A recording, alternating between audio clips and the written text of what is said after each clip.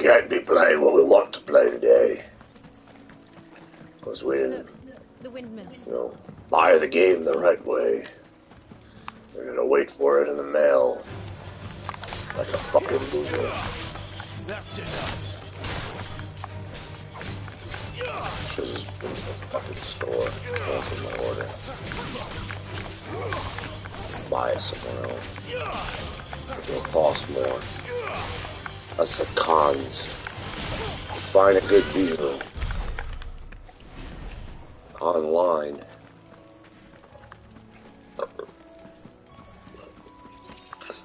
The longer I wait, the more I don't want to play it.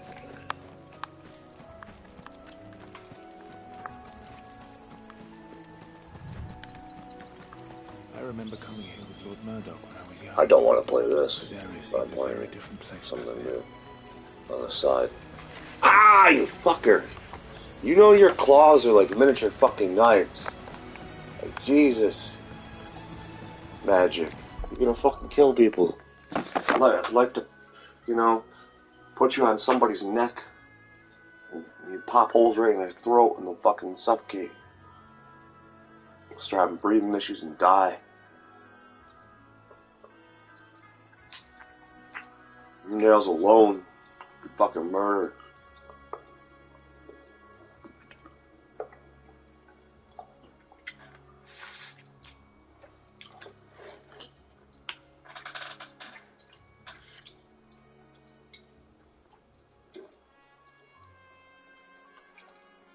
How about you?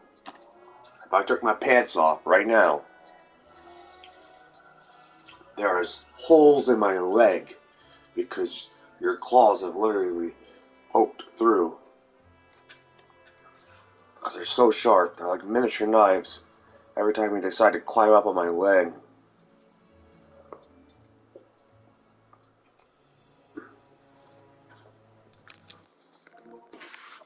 Is this even fucking on? That is.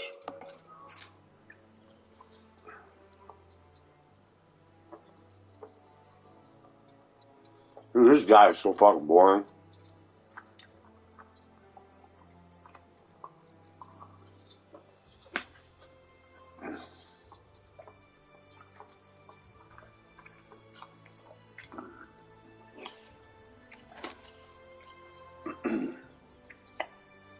George, want to hand that book? Actually, never mind. We're going to just use this.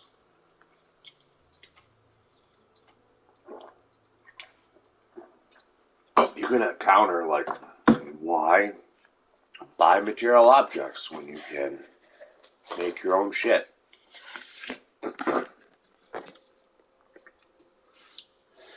Just like, why buy a concert on TV or whatever you call it? Buy a concert on TV. Why buy a movie when you can go to the movies? Why listen to music when you can go to a concert?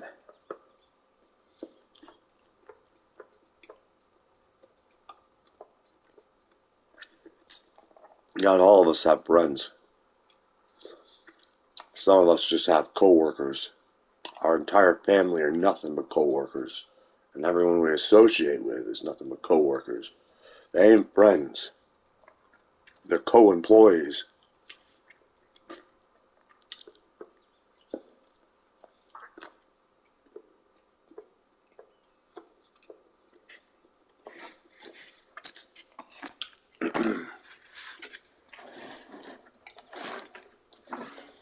These people are like, let's go to Six Flags. Fuck Six Flags.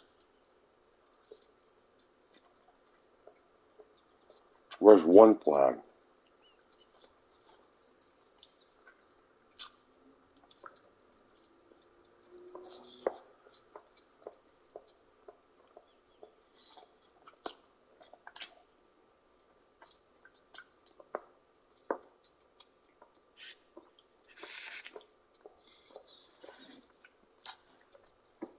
$50 flags, $51 flags, how about that?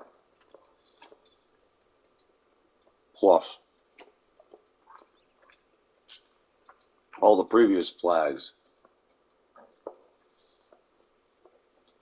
What is this obsession throughout the generations with fucking flags? It's the most boring as shit on planet Earth. Like it defines a person. Piece of cloth. Like a hat defines a person. You must be one with that hat. I know exactly who you are. The hat tells me all that I need to know.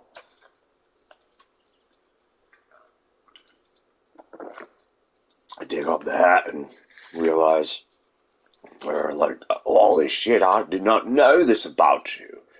What a discovery.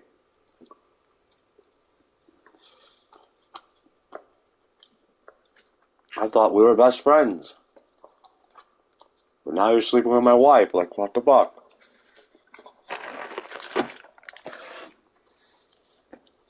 That's your problem. Your best friend should be your wife. Period.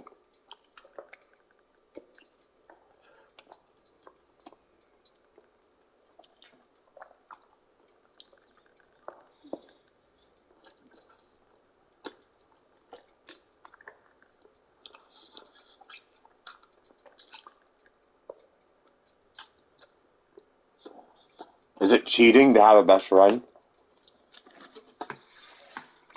when you have a wife? I say yes. Fuck best friends. It's always cheating if you have a best friend when you have a girlfriend and your girlfriend or your wife is not your best friend. Then you're cheating. That's cheating.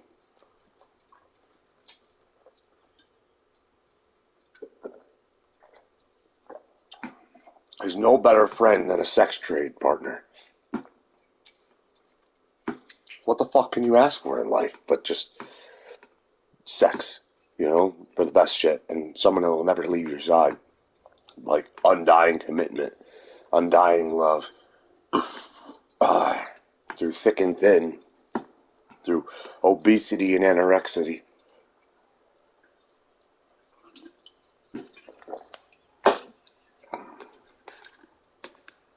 There's no such thing. I've come to the conclusion throughout my entire life that I'm pretty sure love doesn't even exist.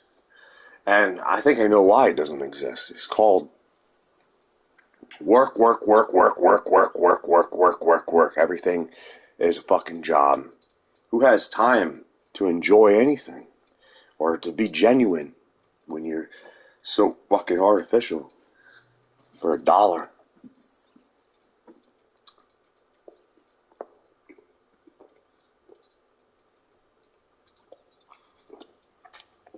I used to be spontaneous. I used to jump,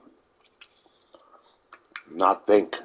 I used to go on fucking questions. On questions. I used to go on questions. I used to go on quests. I'd fucking jump up, run across I would save people. I would go and help people when everyone in New York City was fucking walking by. For God's sakes, the ambulance, the fucking nurses were all complaining because someone was covered in vomit. Yet I was there along with someone else, though I wasn't the only person there. There was only two of us, only two people in this whole entire Manhattan that gave a fuck about this person on the ground. Looking like they're dying on the ground sidewalk.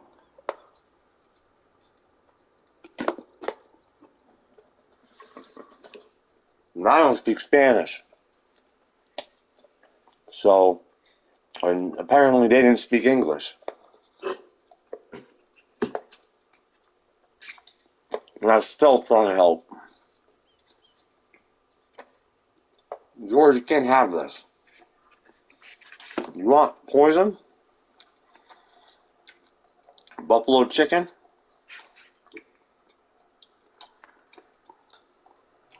I say no. I'm not risking it, buddy. I don't care. I've read somewhere where peppers, it says online that fucking peppers are good for cats. I believe that's black pepper they're talking about. I don't think they're actually meaning fucking peppers. Perhaps.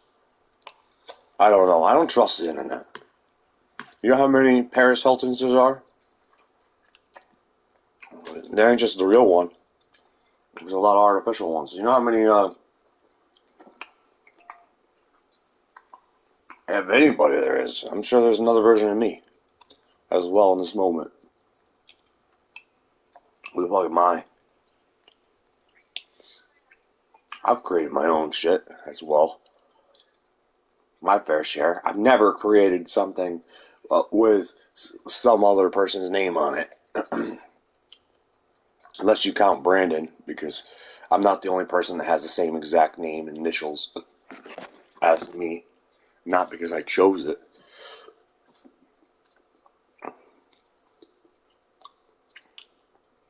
There's Modern X Nation. There's Modern X Cosmo. Because Modern X Nation, new Modern X Nation even got fucking law somewhere down the road. Access. How many fucking accounts I lost access to? And they're just, instead of trying to recover them or giving up on recovering them and just end up making new ones. Keeping my band with 0 people left in it. Never giving up on Modern X Nation, despite that it's given up on me.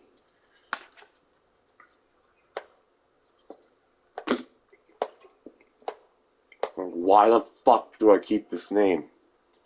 I'm on the verge of changing it. Why do I keep Brandon? I'm on the verge of changing that too.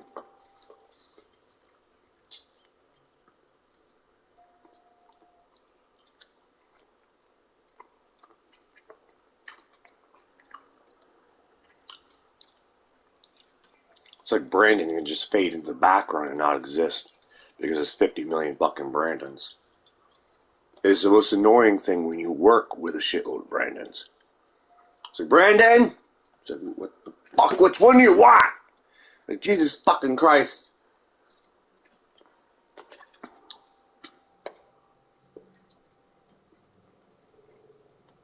Call me Modern. Or a lot of people will call me B. Like, what the fuck is B? Like, B like a bumblebee or B like you're a bitch? Like, I don't, what the fuck are you, what the fuck is B? 2? Number 2, come here.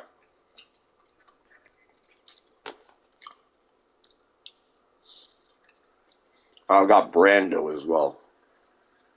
And then I threw Commando on there. Might as well. Make it, spice it up. Brando Commando. He's going Commando.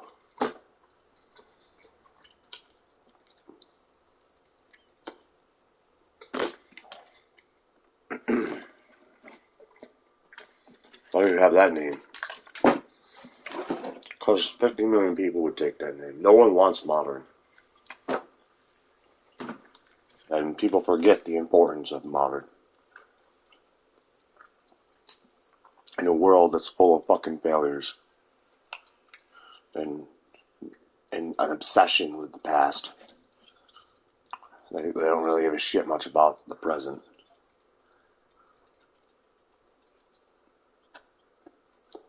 And, you know, some people are like, in the video game industry, are like, oh, Modern Warfare.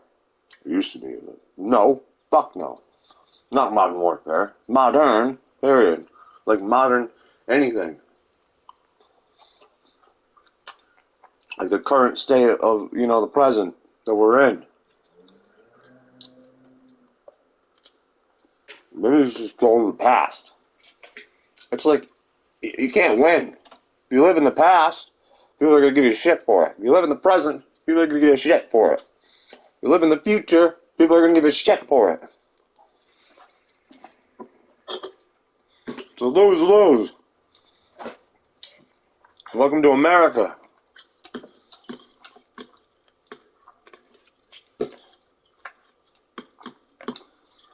And if I live in the future, I'll never leave the cave. I won't need to fucking ever move. I'd see the world, everything, to the point that that's all I'm living in. Need something to go back to. Or I'll never fucking leave the fucking cave. Why need humans? Why socialize? Too busy living in the future. The past, on the other hand, you could say is a bunch of traumatic educations. Like, what the fuck is education? But some kind of program, conditional culture.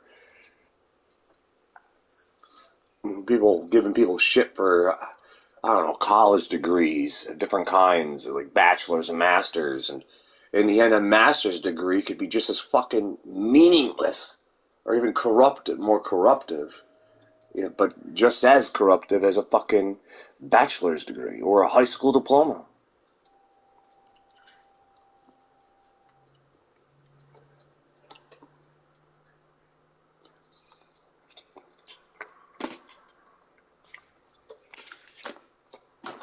You know how many fucking schools I went through as a kid? How many high schools, how many middle schools, how many elementary, primary, how many public, how many private schools? How long did homeschooling go? I didn't have parents that care about me, like people that had that. I didn't get homeschooled. I had a teacher show up for once, and used to come and teach me before teachers used the internet.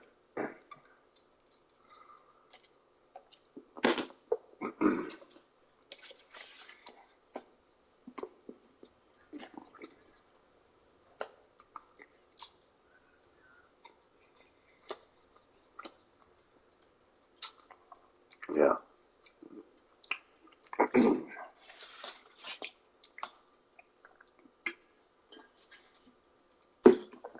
Fun.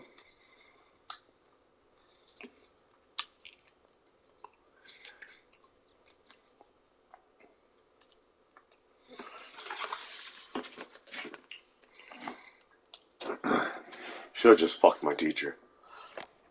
Should have just had sex with her. And been known as, a popular sleazebag.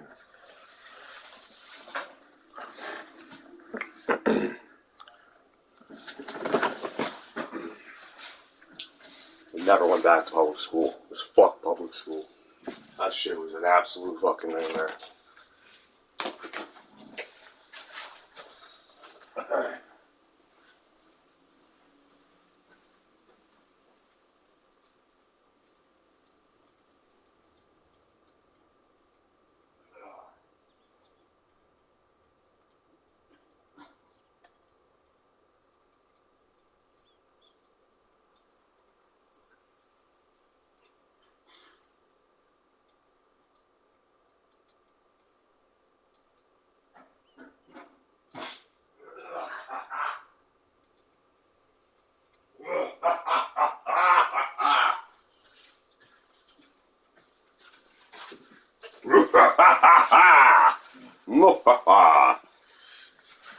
Should open more windows in this joint for you guys.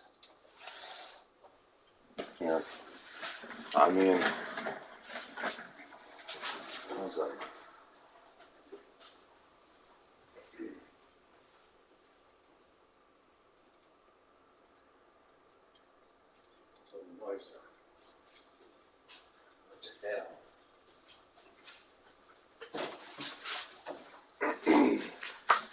What's up, George? It's like, he was so sexy. What the hell? What the fuck do you mean I'm not sexy? Just because I gained weight? You just don't give a shit about my health. Quite gain weight. I don't know, maybe all these 0-calorie sodas are a fucking fraud, a lie. Another lie in America.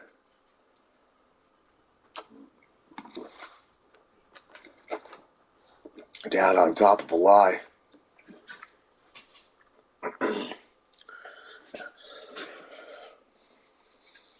Makes you depressed. Will make me depressed.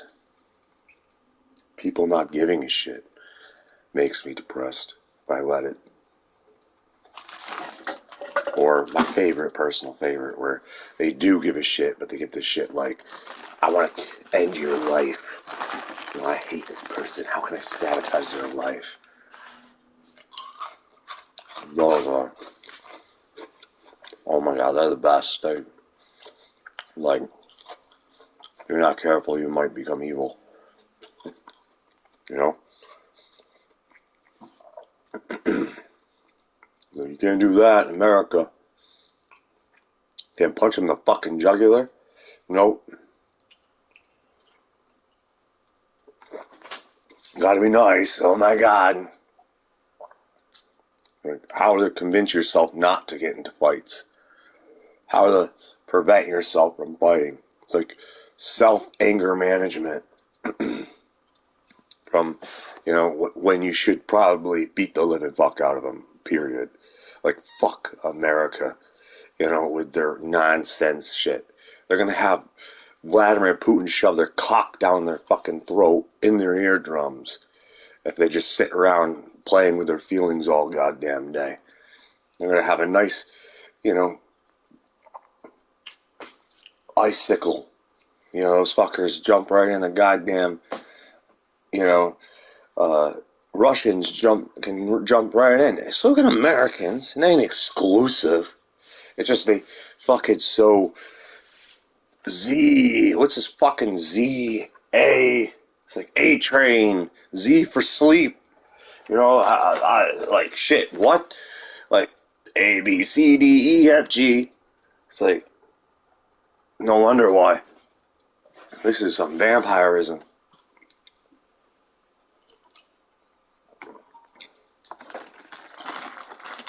Like, so I mean, what's the obsession? The Russian, the Vladimir's obsession with the letter Z, and it's like, oh, Americans are fucking stupid. Oh, okay, I get it. They're gonna destroy themselves. That's what the letter Z means. Oh my god, my feelings! You know, that type stuff. We're gonna fire you. You know, if you don't talk about my game the right way, the way that I want you to talk, then I'm gonna fucking cut off you from the network and I'm gonna cancel you. You know, those types. A lot of evil. All that shit running around. Part of me wants Russia to evade just those people. I almost want to invite Vladimir Putin into America to take over those individual people for like karma and sit back and laugh my ass off because they did that to themselves. They did that. You know, it's like, look at it. Ha ha ha. Try to use your sorcery on them. Ha ha ha.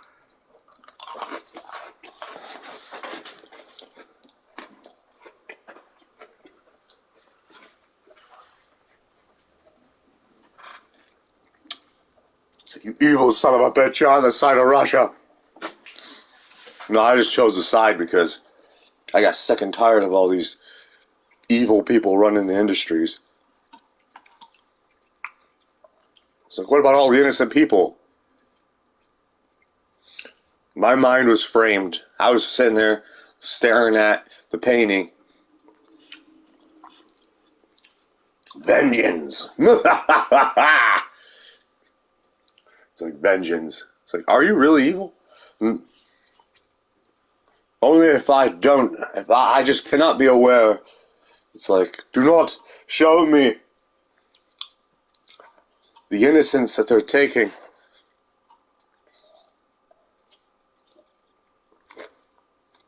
It's like a trade. If you take out these fuckers, we'll let you in.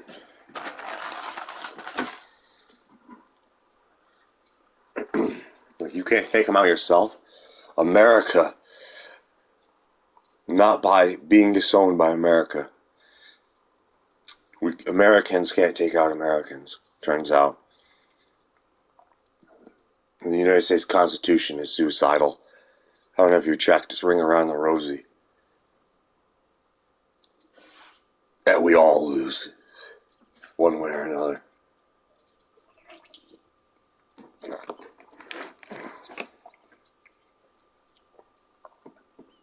Sacrificial trade.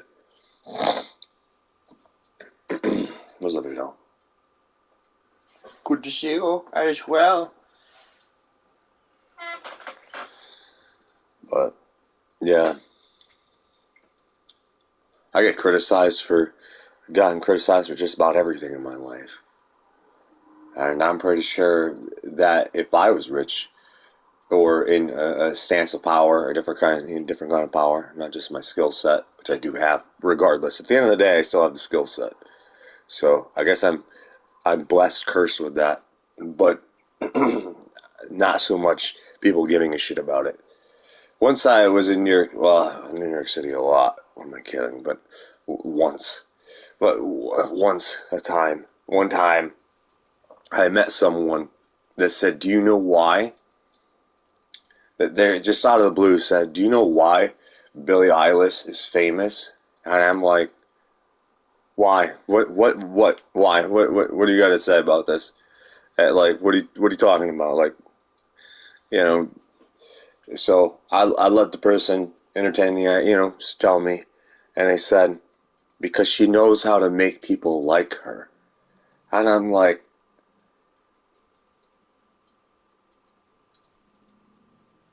in America, it's like they're the ones who are like separate philosopher from sorcerer. And I'm trying, and like, I could see like dark ambience, like speaking and shit like that. Like, oh, I don't give a fuck. Right? I can actually start reading Billy, even with that formula that the person says, and it's trying to compare and not compare and see, because that's what I could do. And I'm like, this can and cannot be true. I mean, this is true, yeah. You know how to make people like you in the trade, right? I get that. But at the same time, if you did that, and just that, there would be no Billie Eilish. There would be no person. So my response is, it's true, but it's also not true. It's true that she can. So I guess it's true. Or she knows how. Or she has the ability. If she wants to. Right?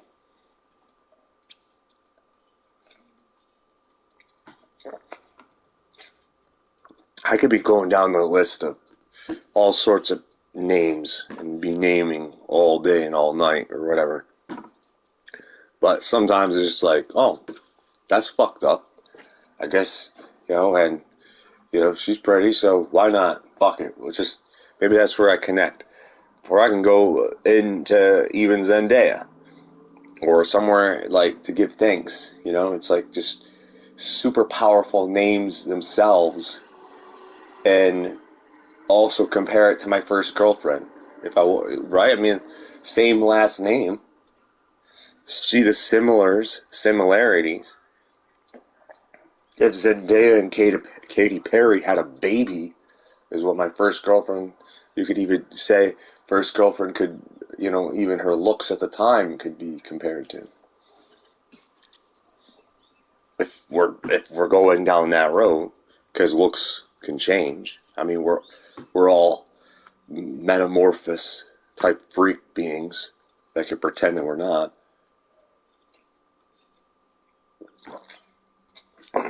Zendaya can blow up tomorrow. And is that going to change, like, your love for her? Like, what the fuck's wrong with you? You're in love with her look.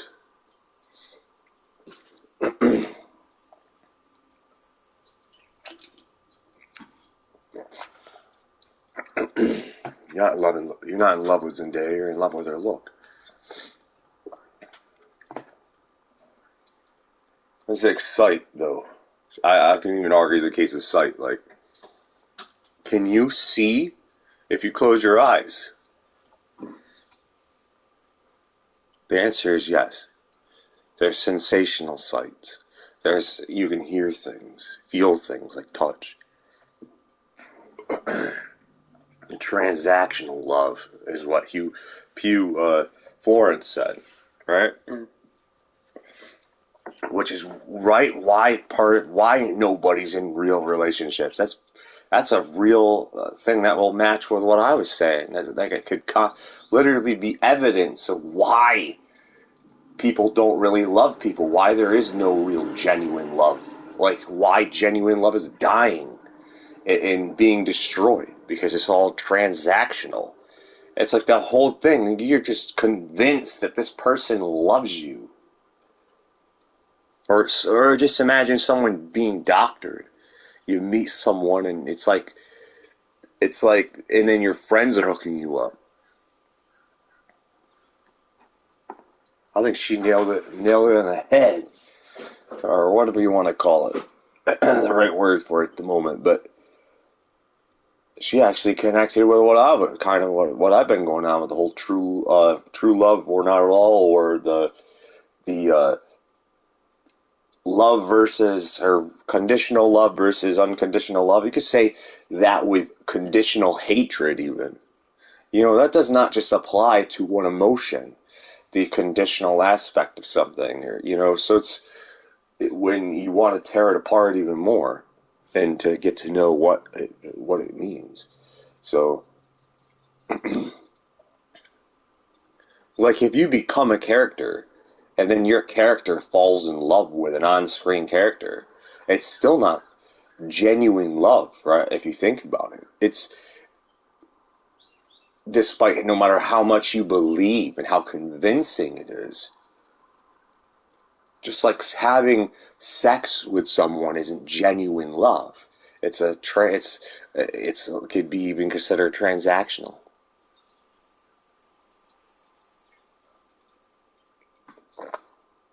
I mean, you could tear this shit apart all damn day.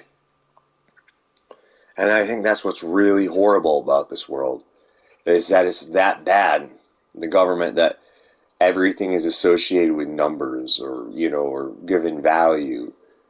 In a lot of ways, you can't have valueless love in America without democracy raining hell on you. Like, you can't have worthless love. Like, purposefully. Like, you can't go out back and have sex with Florence Pugh and marry her by a dumpster if you both wanted to, without legal paperwork. Just say, fuck it, we're married, whether the United States legally approves it or not, right? You could be like, so it's all this, like, this is what this has to be, this is what this has to be, and fucking the U.S. No, I've never met Florence Pugh. But I could say that I could see possibility. And even worst case scenario, a lust transaction. And then I might hate myself afterwards for having a good time. Right?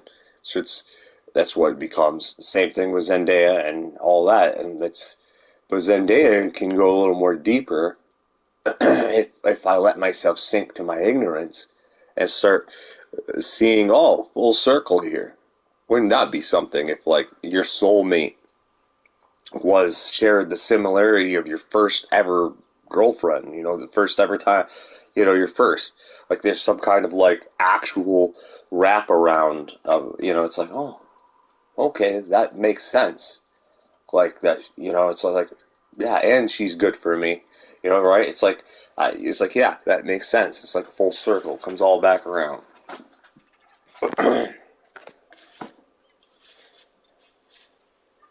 The last time I checked, she may or may not be in a transactional relationship with Tom Holt. Tom, I don't know. How do you have time to date in the acting industry? The answer is, it's not up to you. It's up to you. Well, part of it is up to you, right?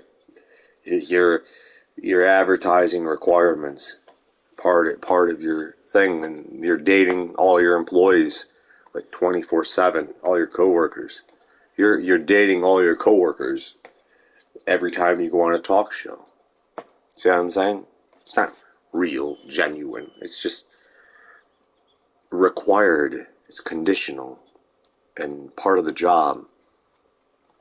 But you can also use that to justify if you wanted to cheat on someone too. Like if you had an actual like goal, like I'm gonna go into this industry and I'm gonna make love with both Zendaya and Florence Pugh, and I'm gonna justify why I can get away with cheating. It's like, what is this, a game? Well, I always like ask that, like when I saw that for many years, like cheating. And cheating. Like, what if cheating is simply, an uncertainty, or you're attempting to grow? And what if cheating is declared like cheating before you're even in a relationship? People think dating online is real dating. I don't think that's real dating. I think that is some fictional nonsense. That's like character dating a character online. There's no way in hell there's a such thing as real dating, even if there's a video camera on the other side while someone's on the other side, because I get nothing from that. I gotta use my imagination every time when I'm looking at a fucking, if I'm gonna look at it, some attractive girl decide to show me her shit. Like, I have to now put that into my brain and imagine at the same time, because at the end of the day, I'm like, no, this ain't good enough for me. I want the real thing. Thank you very much. Fuck this online shit.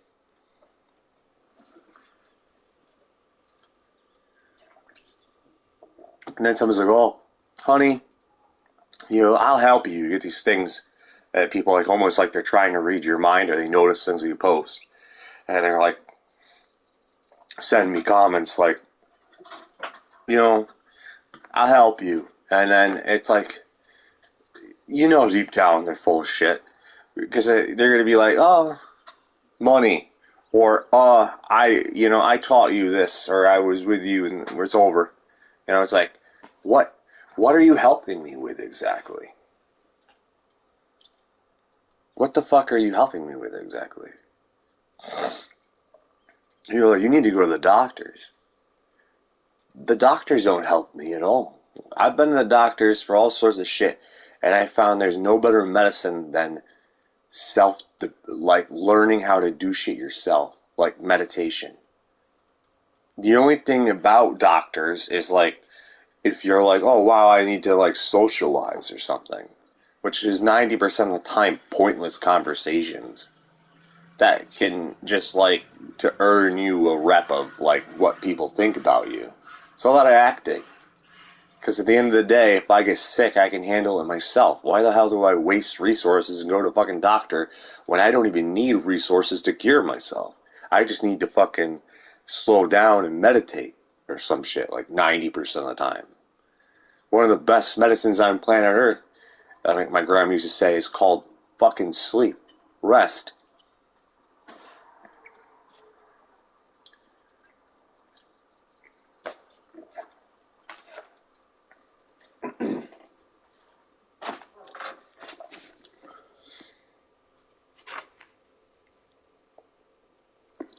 I don't know.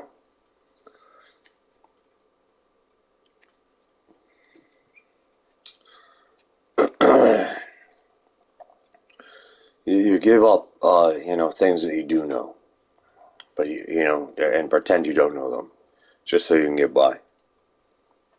And communicate with people. Sometimes feels like,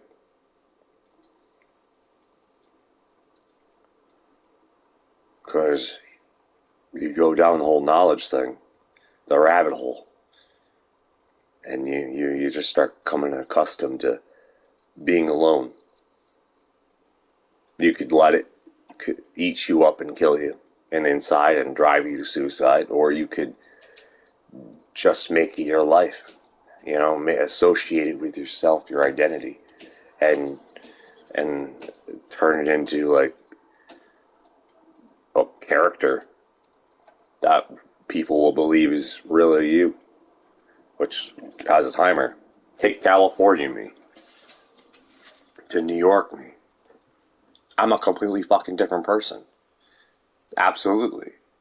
Like, living in New York is like living in a gloomy state. It's like I'm in the vampire ages, or, the dark ages.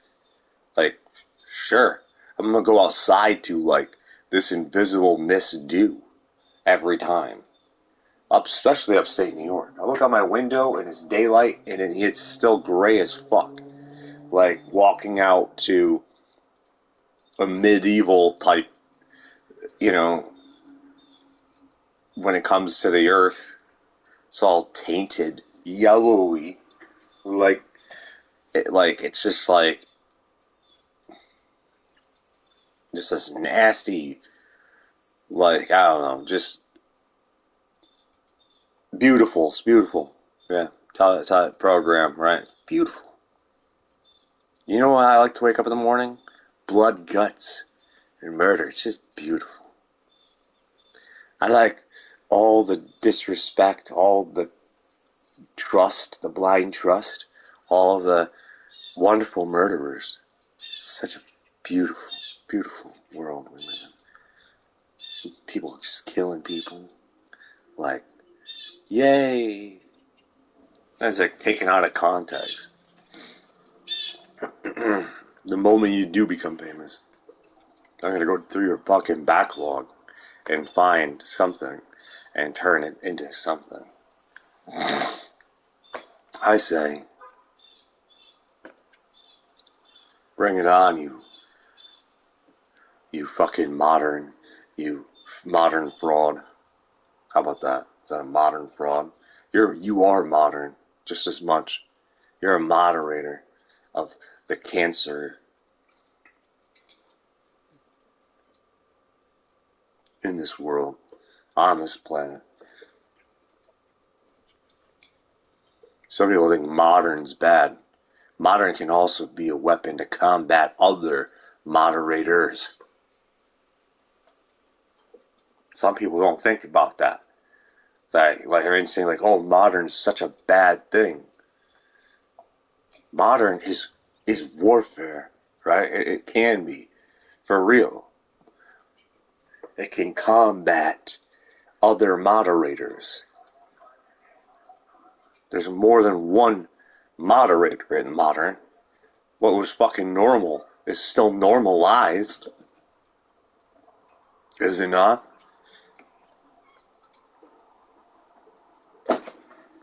I mean, you could sit back and let someone else normalize it for you, but it's still, normalized. What's normal? Hold pattern and watch it, change when you go from one environment to the next. I don't live at the beach, but if I had a beach house, you can bet my ass I'd be out at the beach every single fucking day, probably even the crack of dawn in the morning. Not doing anything but walking the beach. Real lazy, just, quite right, just exercising. It's real lazy of me to constantly walk the beach. What's wrong with that guy? Just walks the beach at the crack of dawn, and I'm like, what the fuck? I like it, and I liked it a lot, but I was on a leash, a short timer, called not enough money. People weren't paying me enough to enjoy life, to be that person. It's easier to go back to Manhattan and suffer in the agonizing darkness of all the architectural, you know, witchcraft, paganism in the city and outside the city, and be like, I think I'm going to go to Salem, Massachusetts. Say I'm going to go, I don't know, to South Carolina, but end up in Salem, Massachusetts. I'm going to go somewhere sunny and fun, have a good time. I'm going to go back to California, go to the beach. I'm going to go check out Texas, but I end up waking up in Salem, Massachusetts.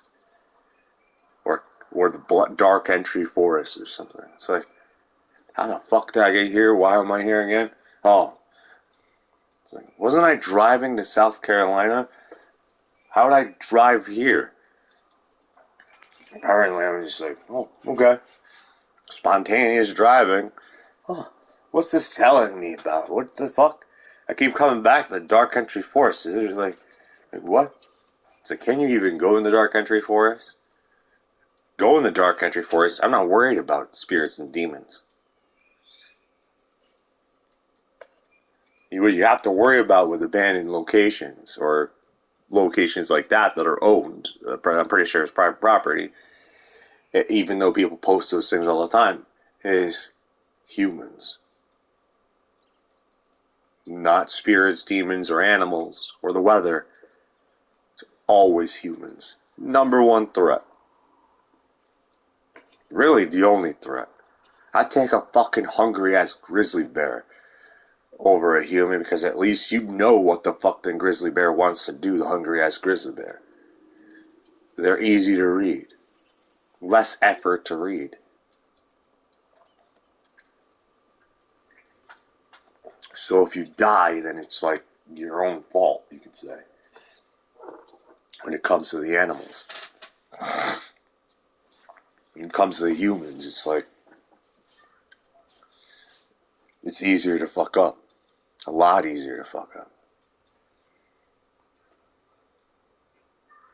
It's like sometimes, I had people come here, a bunch of people in the paranormal, like something called them to me and said, do you want to go, they were like, do you want to join us? Like, you into like paranormal activity? And, just strong timing, right? And I'm like, shit, I should have said yes. I've had a history in it, right? And I'm really good at it. In fact, I would say I'm better at it than anyone who has to use a goddamn app or a little device. Like, I never used any of that shit. And if I did, I would, like, it would be so distractive and deceitful that it would start fogging my ability to see shit. It would, if I were going to put my even mentality and spirituality into this fucking robot to do it for me, no thank you.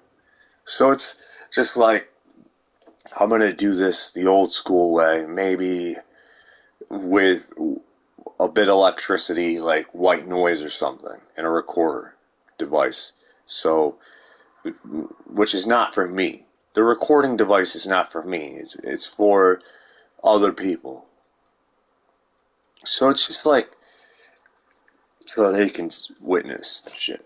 But and then I'm like, but no, myself at the time was like, no, I'm more interested in going to the beach. I'm like, I want to go to the nice sunny. I've been associated with that, and I've turned them all down.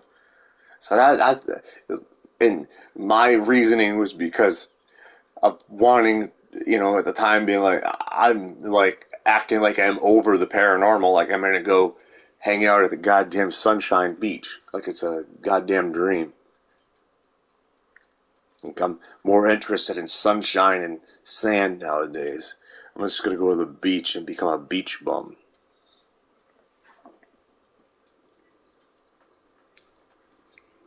And then there goes that friendship. It's, the potential friendship.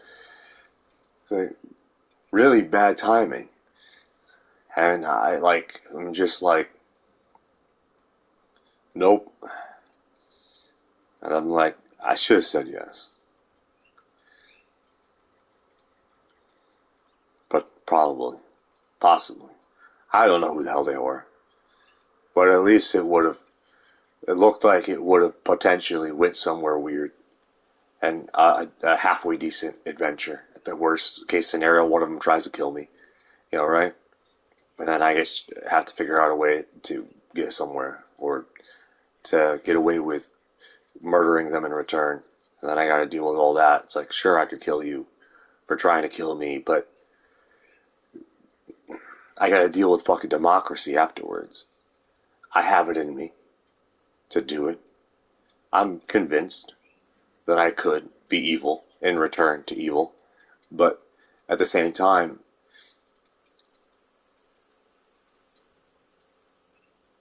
like, I'm not gonna I don't feel like running my entire life or trying to constantly cover up something. And I hate gambling because if I expose the body it's like I gotta deal with all of that shit. To the point I would just give up. If that's the case, yeah, it's like just throw it up in the air, like fuck it. And then I've already lost to begin with. Like, what the point? There's no point.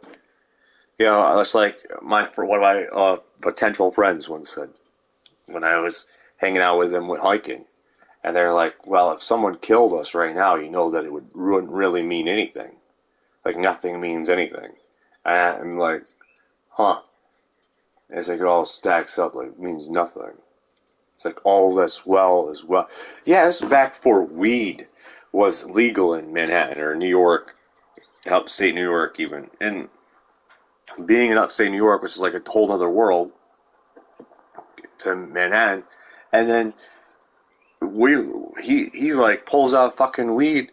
We light up weed and smoke it right in front of a police station, and it's like all that's well will end well. And back then, if that brought that baggie anywhere, that like that big ass bag of weed, and whip it out in front of a police station, that you could get like at least a fine or some shit for it. But yet here we are being super illegal right in front of an active police station. And it's like all that's well and well. That's all you got to say about it. Then turns out, you know, weed becomes legal. Think about how they combated liquor. Alcohol once was illegal. How long did that last?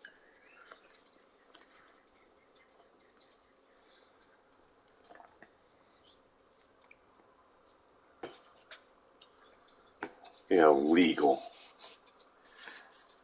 People can arrest you just for not liking what you say or what you look like in America. In the hold. And if you choose to fight it, if you're lucky after 4 or 8 years, you can get out, right? Worst case scenario, if it gets sent there. Like, not New York City, Florida arrests homeless people. Can they keep homeless people? No. They can keep them for up to 14 days legally by their own contract. They can keep they can keep the homeless in jail for up to 14 days tops, because in the end, they have more severe shit they got to worry about. Though they're not going to be sending and overload their jails for homeless people, but they do arrest homeless people for being homeless and mentally disabled. I know this for a fact, that Florida will just arrest you for basically being homeless out on the streets and with no money or something on you. It's like a crime in Manhattan. Or not Manhattan, I keep fucking saying Manhattan. Because it's all in New York. Every fucking place on planet Earth is New York in this day and age. And if it's not, and then it's just waiting to be raided and terrorized by someone that is. It's the modern fucking Roman era. New York is questionably the most powerful fucking state in America. Just New York City even. It's a giant fucking stage. The only thing you can actually fight and combat that with like vocalizing points. Where every other city gets buried is like there's 24/7 surveillance on, like, you know, there's eyes constantly on New York City, on Manhattan. Like, the fucker never sleeps, leaves the fucking picture. Like, can't even fucking escape the site without someone even trying to indoctrinate what fucking cameras are. You can have cameras up in Manhattan and not commit a crime, and still be fucking arrested. Or you could, that's the thing. Like, you could have cameras that show that someone did something illegal and yet still have it debated by a jury that this person didn't or something. So it's like it's all broken. It's all a mess. This is why it proves like that seeing is just another format of occultism, or oculation. That went in and I saw people, and one person once said to me, "Oh, here's Jill Valentine," when they showed up in the room, and I'm like, "Where's Jill Valentine? You mean like from Resident Evil?" And they're like, "Yeah," and I'm like, "Where?" And it's like, "Oh, that lady. That lady looks nothing like Jill Valentine." But yet, in their mind, they're like, "What are you talking about? It looks identical to Jill Valentine." And I'm like, holy fuck. Like, that's how some people see the world. Like, so drastically different. Like, I can't even see an actual painting of the character that they're trying to compare to. Or they're like looking at the spirit, perhaps. And I'm trying to make this more spiritual, right? At the same time, trying to understand even what the fuck this person means. And I'm like tearing it apart and looking at, okay, so visually, nothing.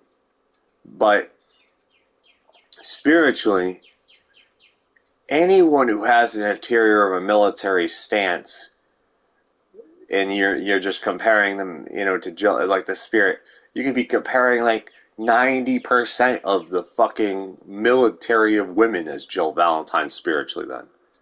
It's like, there's a lot of Jill Valentines out there. If you're looking at it like that, I mean, Jesus.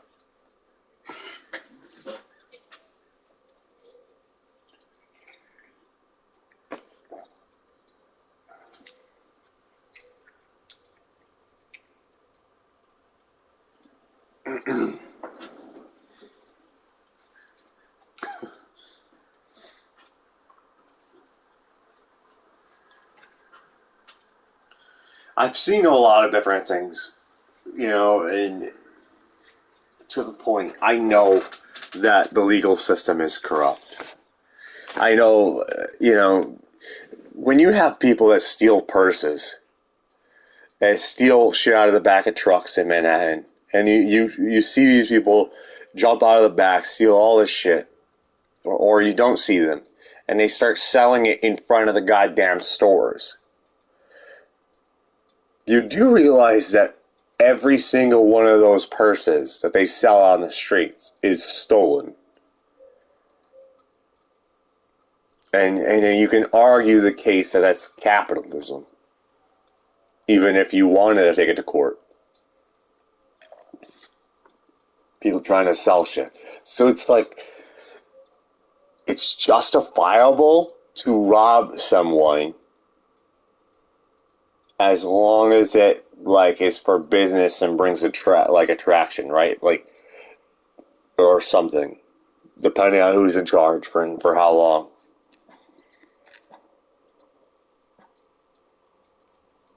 Maybe I should run for president. Out of the back, because even if my shit doesn't last, if the next president comes in, I feel like I would have to. I feel like if I was even succeeded at being president, and had a backing for it, I still would think it would be wise to find what the fuck's the word, someone to precede you.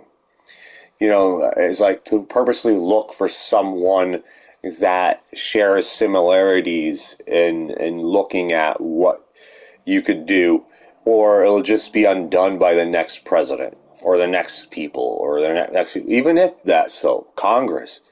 So you throw people in there, and it's like a lot of people, I feel like, even including myself, don't know every single thing of every single person at all times who's in Congress. I have to refresh my mind on that, and that's why I think it's like I think you do have to know. I think you do, and like that's why I'm definitely not ready for president 100%. If I was ever to do it, I feel like I could. Not now. I don't think. I think like, but in the future, I feel like I do have the ability to be able to do it in the future. But it's just like I feel as long as people want me to.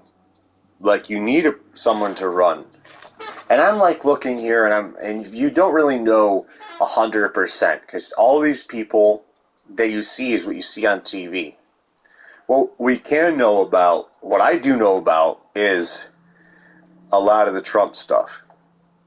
And whether you like him or not, what I see is also what I know about New York City police, or New York police in general, are different, though. Actually, the New York City police are a lot different than upstate New York police.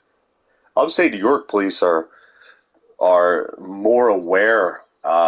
They're still aware of what's going on, but they're just like they're just also like not as it's unlikely that they're going to be evil. Like it's less in some cases. Sometimes they might have one rogue one every now and then, but it's just like I don't know. I think they're a lot better. They can be. I think Manhattan police are a lot better too, though. I don't think they're. I mean, I've seen law enforcement that is much better. So our state does not have the worst by any means. And in fact, it might have one of the best by what I'm looking at, but it not the best. But it's just like, but when you look at like all this stuff and just seeing everything, you have to understand that everything's just like this stack on, and when you see the world and you see people, and tons of people hate Trump, tons of people like Trump, love Trump. I'm trying to look at it past an emotional state. I'm not going to look. I don't want to look at any president for any emotional state. I want to look at the president as a psychological state too.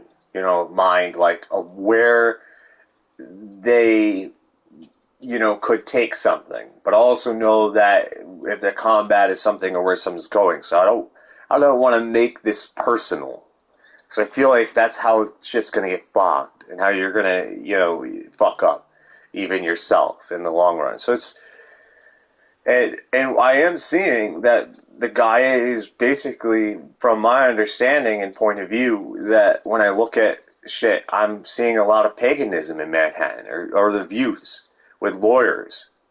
I swear to God, it's like I even use the words in one of the rooms, one of the bars that have I forgot the bar, but the bar's name. But there's a bar that's connected to all these lawyers on the sign, and I remember I was talking to quite a bit of them, and just went in for a drink and started talking to the first guy at the bar, and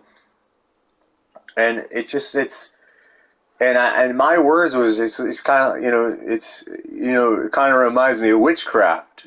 I'm like, which if I were to change my words, I would say it reminds me of paganism for correction, because it's kind of giving off like giving feminism more of a power, than it should have. When you're coming with equality, right? So now you're looking at like, I would have changed it to paganism, but I didn't say paganism.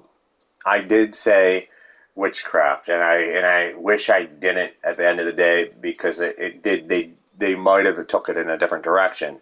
But I wonder what it would have been like if I would have said paganism instead of witchcraft, right? It's like, and how that person receives it. And it's like, oh, and now you see a guy on the news, and you know how the court system works in Manhattan. For God's sakes, I live in Manhattan, and I've been in trouble for shit that is absurd, like shit that shouldn't even exist myself. And then it ends up getting dropped anyway, because what the fuck? It just has to be an open case constantly. And they could be like constantly fighting verbality, words at the end of the day. And it's like, when you sit there and look at it, like, but what actions were taken by the individual exactly? Oh, verbality, verbal words. Oh, so are you suggesting that paganism is real? I almost feel like this could, like, I'd like to be part of me would be like, the lawyer, like, are you suggesting that paganism is real? And that you could defame someone off words? Are you saying that words hold so much power that it's enough to put an illusion or a magic over action itself? Is that what you're suggesting? And then you'll either find if someone's corrupt or not. But you have to realize it's a very big government. Meaning if someone is corrupt, not all of them are corrupt. But even the good ones can wake up and have to, and if they're not wearing a 100% shield to combat that shit, they could end up getting touched by the tainted, unholy energy, right? And then they're like, fuck, what the fuck did I wake up for? I'm trying to do good, but why do I feel like I achieved nothing? I think maybe that's your problem. You could suggest that you need a goddamn trophy at the end of the day. But then again, you could say, maybe that's what people, it's like democracy, capitalism, and what is it, communism? Like, I do see traits of communism every now and then inside the United States, from where people are like, what I'm looking at is like, we're only hiring you by skill set, and I'm seeing the pros and cons to that though, like the pros and cons of skill set hiring. And then I'm also seeing like capitalism, and capitalism having its pros and cons, like depending on, really it's not bad if you don't give a shit about material objects. If you think about it, like, fine, go at it, have at it. But then you're like, look at shit like, well, then people are hoarding resources. And you're like, well, if there are people locking out of resources, like, what is the importance of this? True, it's debatable. And you'll find, like, you could say that art does, like, what place does, like, the entertainment industry hold in? And then when you start going down that rabbit hole, you could question, entertainment itself. And people do. And I think you go towards all this shit, like, right beyond this awoke, or whatever. I don't know if awoke is the right word, but right beyond. And you start looking at, like, what people are, like, their own vision on something. You can really start seeing, like, what the fuck is there beyond? I mean, Jesus. You could be fucking. You have the brain cells to be combating and going up into that business constantly. It's like I said, I swear to God, you're not. I feel like I would not be allowed to enjoy my career, because if I were like a full-time movie maker, like whether I'm, directing, acting, or a visual effects guy, let's say, or messing around with sound effects and being a co-composer on something, because I probably wouldn't be a full composer, but I would on it. I could see doing that, but it's like with sound, and it's like, but then I look at, like, I'm not going to be allowed to do that. I'm going to be driven into the demonic entity called politics. It's like, and it's not even in religion. And I know it's like, I can, right? I could totally go down that, and not enjoy it, but still be good at it. This is where, like, almost feels like choice goes out the window and it goes straight to communism. Like, communism wants me to be fucking president or something, like skill set only. Like, fuck what you want. It's like Jesus, fuck what you love. Even it's like, the hell with what you love. It's time for you to take on the responsibility. You know how depressing it would be to be Spider-Man? The morality of Spider-Man. I think I think it would be depressing as fuck, even with all those powers, being mentally Spider-Man and spiritually Spider-Man, of who he really is underneath that, and why he would cave into darkness every now and then, and why the Venom could bring out his dark side. I think it's simple. There's no life for Spider-Man. There's no love for Spider-Man. There's no life, love.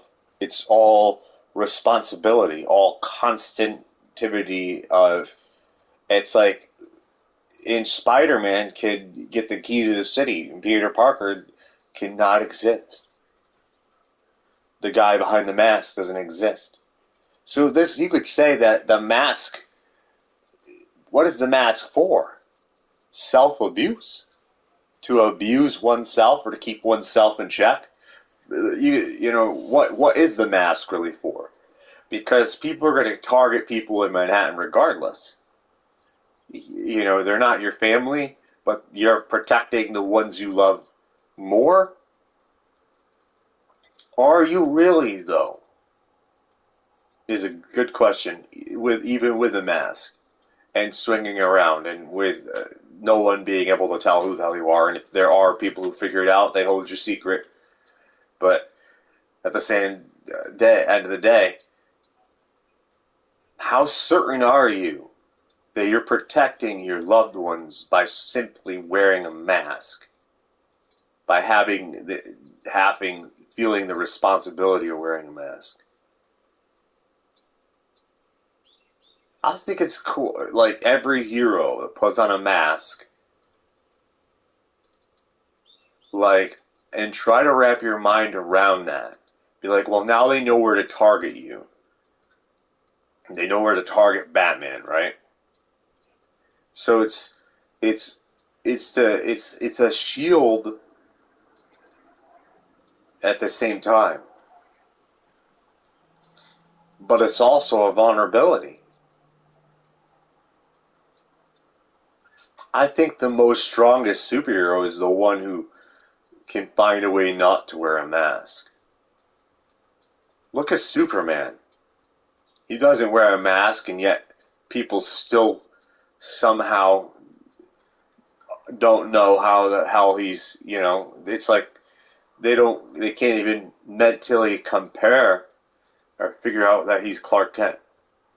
Like, I feel like definitely people know that it's Clark Kent, right? Or, definitely find comparisons. I think, like, anyone with an intelligent brain knows, like Lex Luthor knows. It's just a baffling of the surprise, like that there's fucking gods and monsters on planet Earth, or superhumans, or there's a Superman. It's like baffling people, like, and then it's like you could be staring at Clark Kent in the Daily Bugle, someone you're working with, and then stare at Superman directly dead in the eyes both times and still not even fucking know. Because that's what it's basically saying. That's how I look at it. It's what something's radiated in it. It's more of a mentality of why they can't tell, because they can't even see or understand why someone would save a cat from a tree or do little things with so much power. They go and just do these little things, and yet they're happy that they do them, perhaps, but some are like so baffled, like that this person could rule the world but chooses not to rule the world. That's like, a lot of people are like taken aback, I think, on just the idea, which I think is enough to be Clark Kent's mask. I don't think it works on everyone. That's what I'm saying. Like, I do believe, like, if he walked into a room or was seen on the news, like, without question, Lex Luthor wouldn't even have to do digging. Like, certain characters just wouldn't even have to fucking look. They would be like, no one sees this? Like, they instantly are like, well, it makes sense. And then, like, logically would explain why someone doesn't know and why someone like Lex Luthor would be able to see. Instantly, with no research, even, would be able to know the comparison that this stranger at the Daily Bugle is Superman. Before he even knows who the hell Clark Kent is. He doesn't even need to know who Clark Kent is to know that that's Superman by simply looking at him. That's what I'm saying, the intellectual thought of something that is not being tampered with.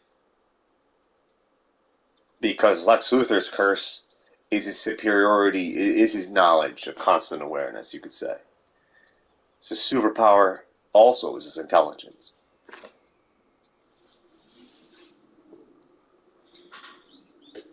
He may be able to instantly know who Superman is.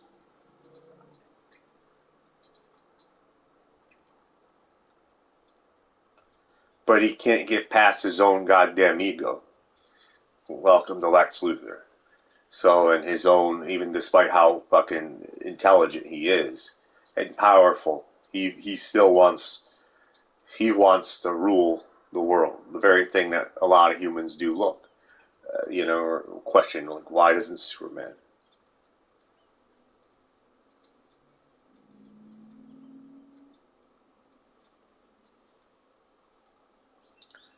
Like, could Supergirl be renamed too? Or Superwoman? Or was it Supergirl, Woman of Tomorrow? Or something like that is what the current naming is. What script are we working with that? I would love to see that movie succeed. Just alone because it feels like a lot of, female, like, it's rare when you see a female superhero movie be successful, or have a larger fan base than just a few people. Like, I know a lot of Captain Marvel fans, or not a lot. I know but I know there are Captain Marvel fans. They like Carol Danvers. But I also know that there's more people in the world that, through my understanding, that don't. Like, and I'm like trying to understand, like, what is that? But then I look at, like, Miss Marvel, and the ratings of Miss Marvel are even lower than Captain Marvel. In fact, last time I checked, all the young Avengers, quite a bit of them, were getting shit on by a bunch of people online. It's almost like, it feels like, like you can make a side movie. Like, one day you were like, let's put a team together, create the Young Avengers. Like, part of you knows that this is definitely more likely going to fail and flop, right? If it's just centered on them. But it's like, at the same time, you still want to tell a story using these characters, right? Even though it's like, can we afford this loss? It's like instantly looking at it as a loss, like, financially. Because I don't think the Young Avengers will financially make, if they're just by themselves, even with Spider-Man as their leader. I don't think it would. Because I'm not in America. America's too judgmental. Like, financially, that movie would bomb, no matter who's associated with it, more than likely. It's just like unless you change it up and you put, like, what people are familiar with in it. Like, this is why we're having a real issue where everybody wants, quite a bit of people that don't even know the comics, that want people resurrected from the dead. They want, like, they want, oh my god, they want Robert Downey Jr., that's his name, to come back as Iron Man. They want all these things. Like, that's a very popular thing I see. And I see, like, Captain America, they want, like there's a lot of mixed people that actually want Steve Rogers, and then there's people that are okay, and then there's people like me that would be, open to both interpretations. So and having more than one, but then also like you have another Captain America, right, over, running around to the Thunderbolts, along with, but if I'm looking at the Thunderbolts, I'm seeing it more as a R-rated action, like action, even comedic at times, like more like probably dark comedy more than anything. With the Thunderbolts, and it's like trying to get and understand the take of where that will go. I can write a script, my own script, but it doesn't mean it's what's going to fucking be the final, what people all they're going to do with it, right? So it's like, and I see the like potentiality, and I think that if it is executed correctly, it could actually be a surprise hit. That I actually think the Thunderbolts could be a surprise hit, especially there. It is a cast that has humor and has a history of like the Stranger Things and a big name like Oppenheimer and there's Harrison Ford, as well in playing the Red Hulk. So you have all these things that are going to draw people in.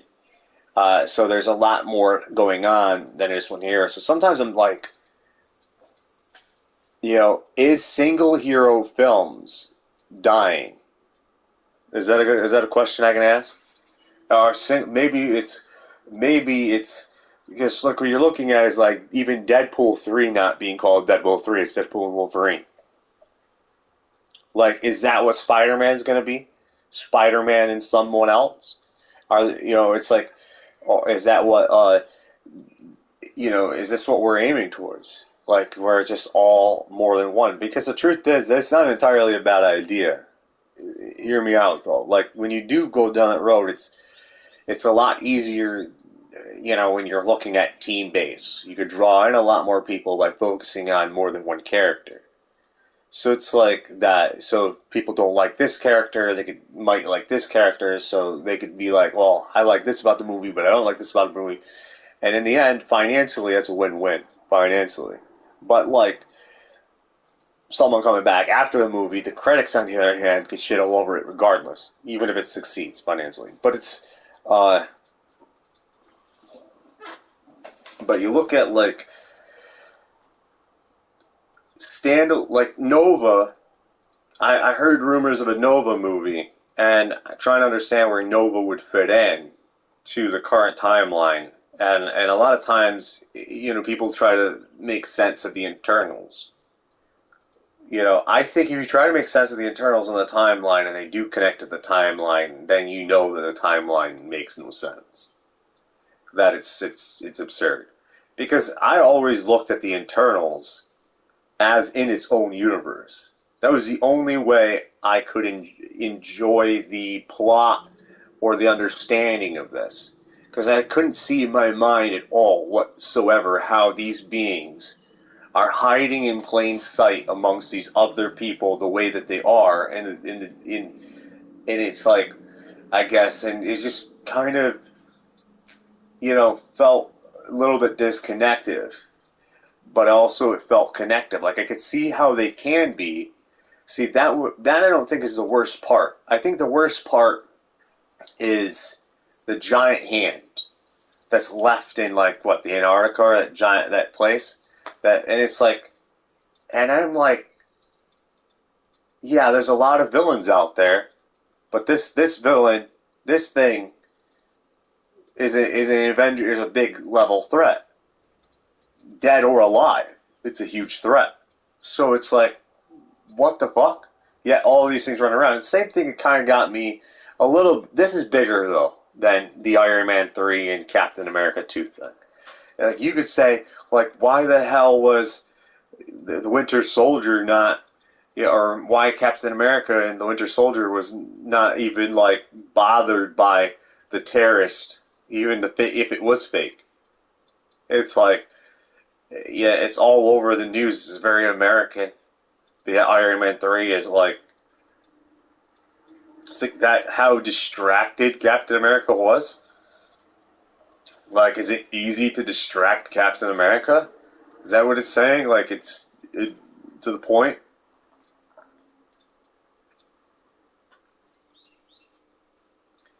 So it's just like, that's why I think that when you look at Iron Man 3, it's a completely different movie. Like, a lot of times it does not feel like Iron Man 3 even exists in the same universe. There are movies that have existed in the MCU that don't feel like they're connected, is what I'm saying. Like, Iron Man 3 is one of those movies that feels like it's in its own, like it was in its own timeline, like somehow a stray blur occurred in Iron Man 3, or before Iron Man 3, and what it did with Iron Man 3, but yet somehow still was able to keep similarities from the movie and take them over. Like, and then there's the hypocrisy in the MCU where they'll shit over a name like the Taskmaster or the Mandarin, but yet it is shit over the name, but not the action, or what is going on with the character, or like the Ten Rings. Like, look at what they did with the Ten Rings of Power. That's very hypocritical of Disney, the Ten Rings. And yes, they are absolutely downgraded. They even in an interview were like, we simplified it. You know, they're just like, because they're like, I don't want to deal with all this. It's too complicated. Oh my God, they have individual powers. And it's like, no. That's like that's how I'm reading these people. They're like, nah, that's too much. Not really. Not to an organized mind. I mean, I could have made that work. I mean, yes, it would have been more of a Jackie Chan, you know, cartoons adventure kind of vibe going on with Shang-Chi if I was forced to do it that way, but it would still be, instead of talismans, it would be rings.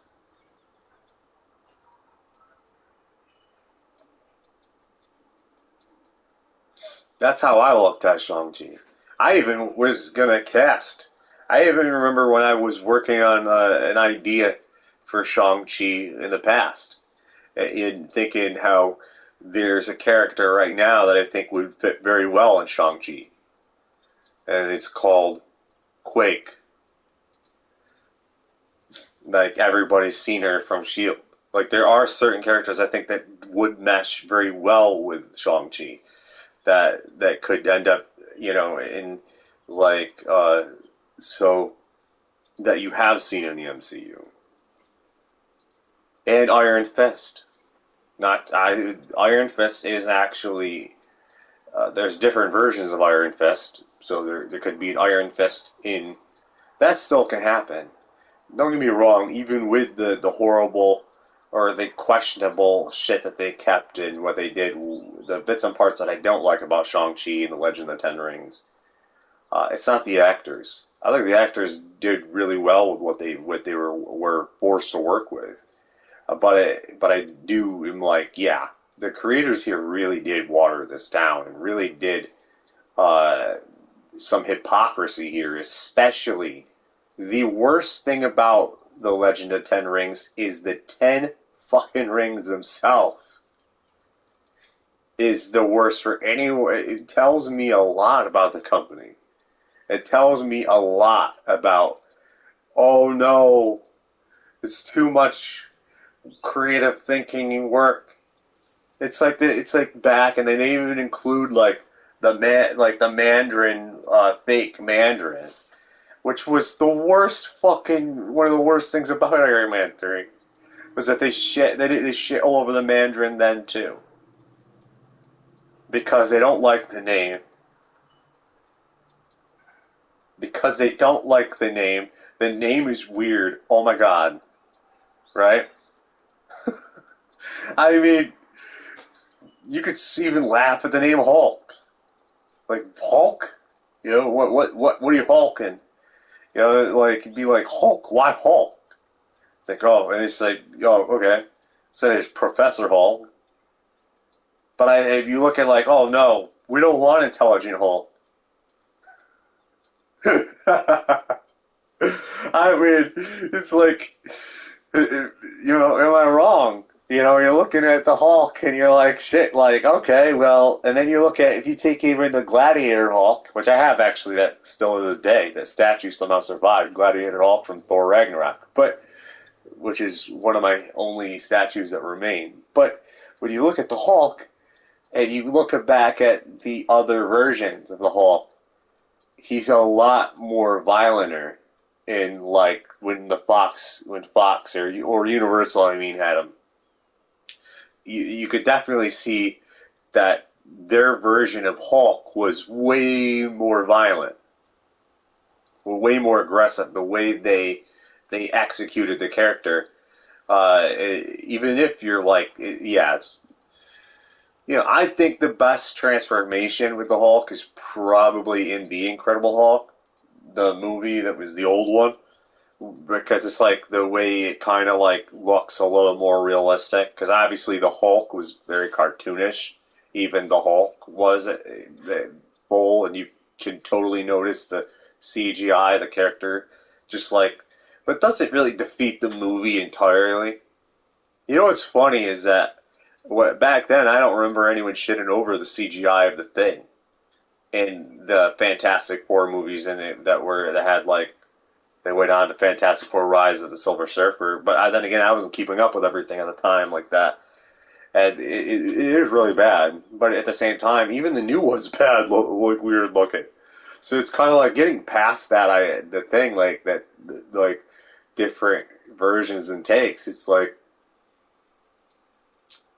And you gotta understand that the Thing ain't supposed to look pretty, right? I mean, I don't think it really. That's why I think it's not a necessity 100% when I sit there and look at something like that. But it's so I can look by that, I guess. But it's so. But you know, I actually know people around here in Manhattan or New York that actually will watch, you know, go back and watch those original Fantastic Fours. It never touched the reboot, though. Like, I don't think anybody likes that reboot. Like I don't ever see anyone watching that. But I do see people going back and watching even the Rise of the Silver Surfer. Like, it's questionably popular every now and then. Like, people do watch those older Fox films. Like, certain ones keep having replay. Like, even Iron Man 2. Whenever it's on, it might be the most. I think it's got to be one of the most watched MCU movies, even over the Avengers. Like, as single hero films go, I wonder if Iron Man 2 might hold the crown for as views go, because it's like constantly on TV between Iron Man and Iron Man 2, constantly being played. And it's like when I would go and watch, like, even and I would sit back and just put on the TV when I'm in the hotel, and I remember like Iron Man 2 just conveniently being on more than once, you know, but different times when I was in hotels, and just like the one thing that seemed to be on TV. So it's just like, and so it's just like, okay, click, fine, let it play. You know, it's not a bad movie, you know, so it's for what it was, but I think you can't get away with a movie like that nowadays, 100%, especially the multiverse. You can't even do a ground. I don't even think Disney's going to be allowed to do a ground level Spider-Man movie because Marvel or Sony wants to turn it multiversal. And what I'm looking at, like, I actually am with Disney on this one, though, over Sony on this one. I believe that there has to be one. I am with them on one more ground level Spider-Man movie for a while, and then multiverse Spider-Man. I do believe that is how it should be, because it will give that vibe back. Like, I would actually sit down with Sony, and I know Disney fucks up a lot, and you fuck up a lot, and you have different type of shit, right? I get it.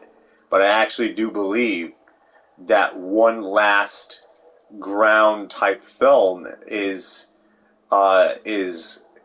would be very much appreciated. But I also feel like fucking Tobey Maguire's Spider-Man 4 would break the fucking internet if they announced a standalone Tobey Maguire Spider-Man 4 movie, and yet it's almost like they get close, but they never do. It's like the industry's like, nope. And I'm like, I know a lot of people who would be running alone that are nostalgic fans that would be more crazy and more to see his return in a single movie. But the thing is like, I get it. You're probably trying to figure out, well, how are we going to do all these movies? I feel like they're probably having a lot of clusterfucks in their head at the writer's desk. And not just the writer's desk, but all the people that are investing in this are sitting there thinking, I think there's creative differences. I think they suffer because of creative differences a lot of times, and they let it do more harm to them than good. And I think that's where multiversal films come in, and why multiversal films can do so successful, like Spider-Man, that animation. Why it's so successful is because they can throw all these absurdities in. They can literally put everyone's thoughts into the multiverse. And that's where it's true, but it's like, but when you want to do a ground level thing, it becomes more difficult because of creators, people bickering back and forth. Like, how would Tobey Maguire's Spider-Man 4 even be allowed to exist? Like, there's no way in hell where the industry is going to allow that to happen. Even if fans would be crazy over it. The creators are so fucking at war that I don't actually think even Disney's going to be allowed to make a grounded Spider-Man movie, even if they wanted to. I think their only thing that they can do is start it off grounded. They can compromise, and then the movie would go multiversal at the probably in the last quarter of the film, and they might be able to get away with that. So it's like, so again, I think there's a lot of missed opportunities. And there's going to be there could be misinterpretations on things. I've said this before, that I think when I look at like characters like and actors like Hugh Jackman's Wolverine, I'm like, I don't see Tom Holland's Spider-Man. I don't even see Andrew Garfield's Spider-Man sitting next to him. I am always, when I look at it, like the most matchable, comparable, if we're using him, out of respect, then you need the OG of everything.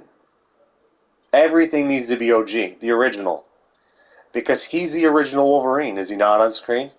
So you need the original Spider-Man. You need the original, the first. You need these things, which means Iron Man's correct. Iron Man would work. It absolutely would. So this is a successful team movie with Wolverine, with Hughes Wolverine, is you need the original. So anyone new shouldn't be allowed to be in this movie. There's no place for them. It could hurt the film. So it's like, it's the truth. For at least the first film. I'm just being fucking realistic. Like, you need that kind of like OG feel, and something that does this respect for both Fox, Sony, and Disney originals. So yes, that also means even Captain America, and that also means it does mean that even Thor could make an appearance, despite that Thor would make it a little bit weird as fuck. But I think a god drop out of the sky, but I'm sure that wouldn't kill the movie. but but I do feel like there would be elements that would, like if they went down the road of like Rush doing I also fear that the Young Avengers, because I actually am on board and I kind of would like to see that happen and give those actors a chance to play these characters like Miss Marvel and uh, Haley Seinfeld, and to play you know Kate Bishop, and also have even like the Stature or Ant Girl, whatever you want to call her. She had a bunch of names. Like these are members, um, and I would throw in Squirrel Girl. Why not? I mean, I think there's a place for Squirrel Girl as well. I remember that character. So I think there has to have a sense of humor at the same time and going in, but it can't be like, I think it could be a lot of fun. A young Avengers movie, because it basically, and I could even see like Kate Bishop, like she said, like I'm not even literally, I'm like 20 something years old here, her character. I'm not a kid, so and they're still having there. And thinking, who would be the Avenger, the only character I can see that would actually make sense of being on that team that has been associated with the Avengers would be Tom Holland Spider-Man. I actually do think. See, now that makes sense. See what I'm saying? That makes sense. Tom Holland Spider-Man with them makes sense. Not Tobey Maguire Spider-Man. Tobey Maguire Spider-Man makes no sense with Miss Marvel and Kate Bishop and Ant Girl. It makes no sense. Now, Tobey Maguire's Spider-Man with like Hugh Jackman's Wolverine and Robert Downey's Iron Man, all of that actually makes sense. That because it's OGs. We're talking about originals. So see what I'm saying? Like it's just a given, and so it's just a. But there is oddities. The oddities are, where's Ant-Man fit into this? I guess. Or where's Ant-Man is still fun. Where's Captain Marvel fit into this? Because even though they are their own originals and that they could very well make appearances inside the Wolverine in the Avengers movie, let's call it. So the Wolverine and Spider-Man. Wolverine and Spider-Man, I could see that as an actual title at some point, and I think that would really draw people. And I mean by the Wolverine Spider-Man movie being with Tobey Maguire's Spider-Man.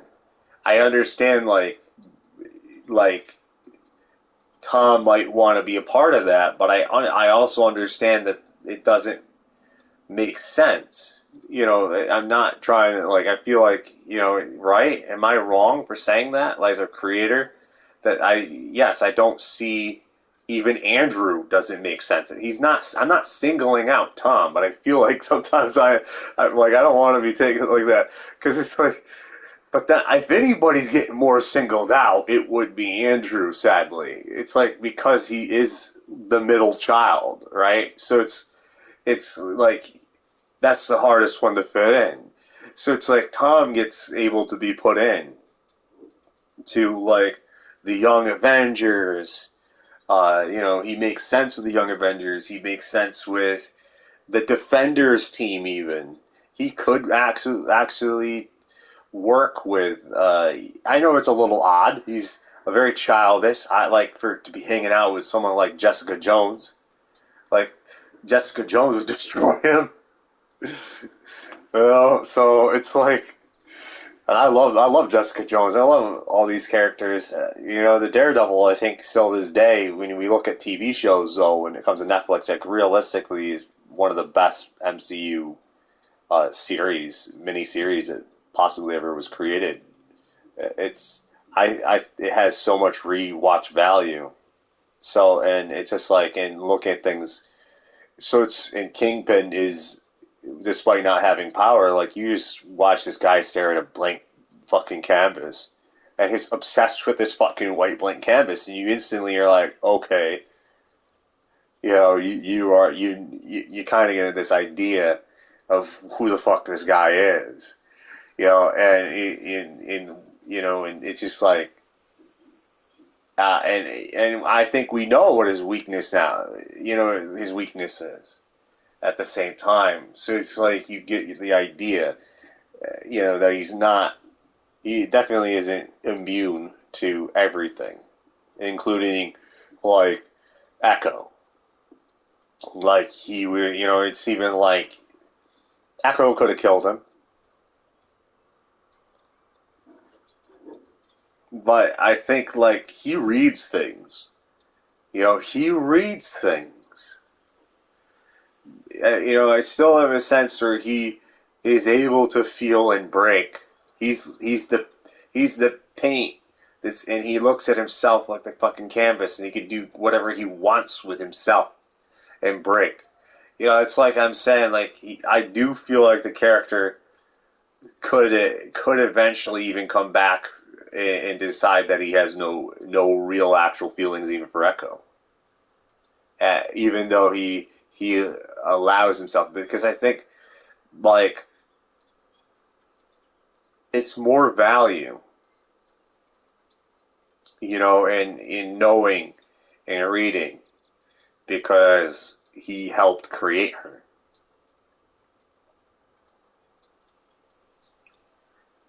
So it's like I don't know. It's like I think the character would be a phenomenal villain for even the Defenders. If they ever wanted to reassemble the Defenders and have Spider-Man on the Defenders team. Like maybe Andrew Spider-Man would be able. Maybe Andrew Spider-Man. Maybe we start off with Tom Spider-Man with the Defenders. Like I could totally see the Defenders in New York City in Tom Holland's Spider-Man movie, for sure. But I also could see if they're going to go in a multiversal side of things by the end, then maybe Andrew will be in the next Spider-Man movie. Maybe Andrew will be in Tom Holland's Spider-Man movie, and he will actually team up with the Defenders at the end. Maybe that's their way. Can you imagine if the multiverse or the Spider-Verse, they did that, where they took like, where's Tom Holland's Spider-Man fit in here?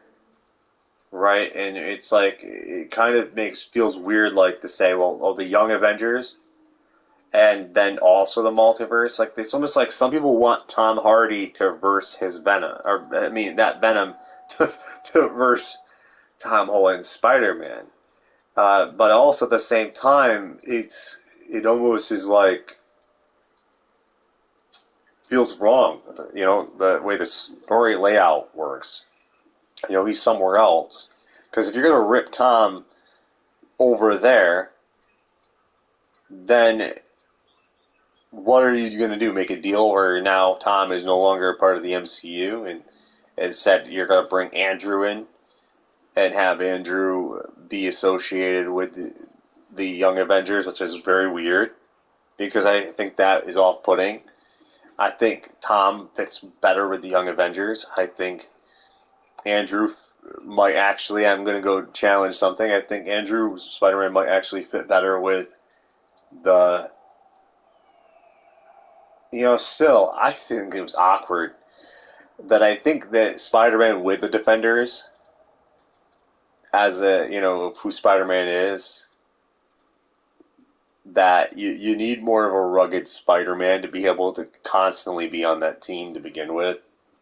Because I feel like these characters are a lot more hardcore than Spider-Man. They definitely are. In a way, they're like,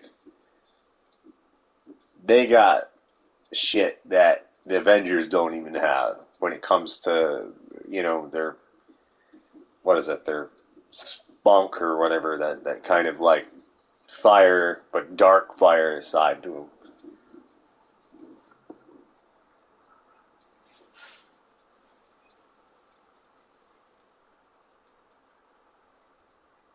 And I keep seeing the Midnight Suns with an O in it every now and then, and I'm like, that sounds so fucking weird. I don't even know if the Midnight Suns is going to succeed. I keep seeing different, like, they keep going from O to U, and it's like from all these different directions. I keep seeing, like, that it's something that may never see the light of day. Just like the Illuminati. They've never had an Illuminati movie, because if they did, it would be horrible. Right? I mean, right now it would be horrible. Like, it makes no sense. So it's, it's just like, there's so much shit going on. And I think, like, even Doctor Strange proved that it didn't make sense. That even Doctor Strange in the Multiverse of Madness ultimately was an art piece. A glorified art piece that didn't make much sense for the most part. And despite that it was supposed to go in the multiverse, that didn't really go in the multiverse. They were in dimensions. The dream dimension, connected to the dream dimension. Right? And then they went into several universes all at once, rushing through them until they finally selected Pizza World or something. Pizza Ball World. And as the, like, literally only one other fucking universe, really, that they spent any time with.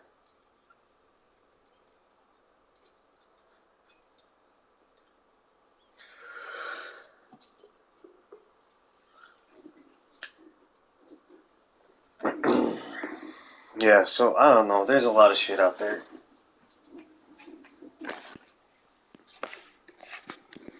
I think it's interesting at the same time of choices and takes.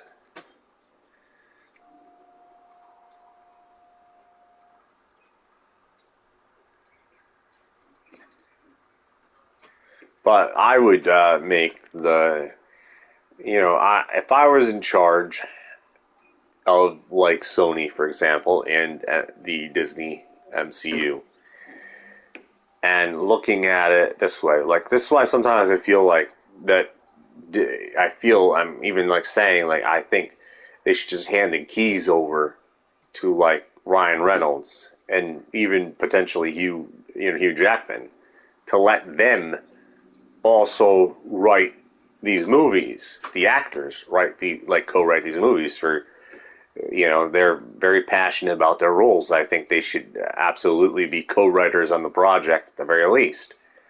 So it's, when you look at these type of things with, like, that, like Iron Man and stuff like that, they're not going to make it completely, they're going to make it so it's very nostalgic, but also, they're going to go old school, but they're also going to do the thing that is about, like, they're in the business of making dreams come true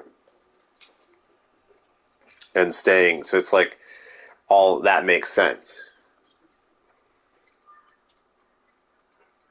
Just like if you were to take the current Peter Parkers and you wanted to have a conversation in a sense and said, who makes more sense out of all the Peter Parkers to be associated with the X-Men or mutants? Again, hands down, mutants in general. Again, Tobey Maguire wins. That's another win for Tobey Maguire. He is a more mutated version. It just makes more sense. He's the only one that has that shit that comes out of his arm. He's literally a alternate version of the Spider-Man, just alone by having the web come out of his arm. Could qualify him as a mutant. You could say that he would be more connected with, with, like, the X-Men. But you have, like, Andrew, and thinking, like, this is why I do think, like, Andrew makes more sense for, like, Venom 3 than even Tom. And but, like, I do see, this is how I keep seeing, and a lot of times when I look at the Amazing Spider-Man, I think when we look at the Amazing Spider-Man 2, and we understand that, yeah, there's questionable CGI in the movie, right? But there's one thing that his Spider-Man has that all the rest don't have, is connectivity with the roots of his DNA. Like, it explains why he's able. It's the only Spider-Man movie that actually has a real origin. Even Tobey Maguire's Spider-Man doesn't have a real origin. And hear me out. It has the origin of the spider bite. That's it. Like, it with no explanation. It connects to the spider itself. Now, Andrew connects more to a DNA experiment that his parents were associated with. So when you look at that and you connect that, I do believe that he fits in to, like, this universe of how he's different and how he doesn't. Like, I saw a scene where I'm like, where when he goes back even, and he, wondering, I feel like the emotion of the loss and the strength of the game of the character is essential to his Spider-Man. And looking at, like, maybe he is looking to see if Gwen returned, and how much we would love to see Emma Stone come back and play, right, Gwen Stacy. It still kind of feels like it would partly destroy Andrew's, the Andrew Spider-Man, because it's kind of the point to have that devastation. I feel like it is a lesson, if that makes any sense. That is more of a lesson. And that's why when I look at his character, I do see where he's looking for even his MJ. There might be a part of him, now that he's aware of this, that it gives him hope. But I also see that when he returns to his universe, that his universe is actually going to be destroyed. I kept seeing it in my mind, like there was going to be it was going to be a way to mesh it in while staying with consequences. Like, I actually would argue and say that I think Andrew would make a better multiversal Peter Parker than Tom Holland and Tobey Maguire. I think Tobey Maguire would make more of a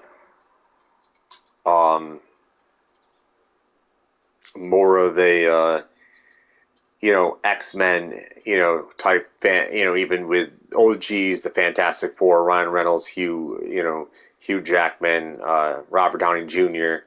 Like, it makes more sense to put him with the OGs. And it makes more sense to put Tom with the young ones, with the new Avengers, or the young Avengers, more than throwing him into the multiverse. Even though he's been associated with it, you could still throw the Young Avengers into the multiverse, but I think he's more associated with that. You can still throw him into the multiverse at some point as well, but you still look at, like, that you see where they connect, like that, why they need to be on separate teams at the same time, where there's value with them being on separate teams, and where Andrews stands out. Like, if you think about it, I don't see Tom Holland's Spider-Man being the main Spider-Man, and where the Vulture went and where Morbius is.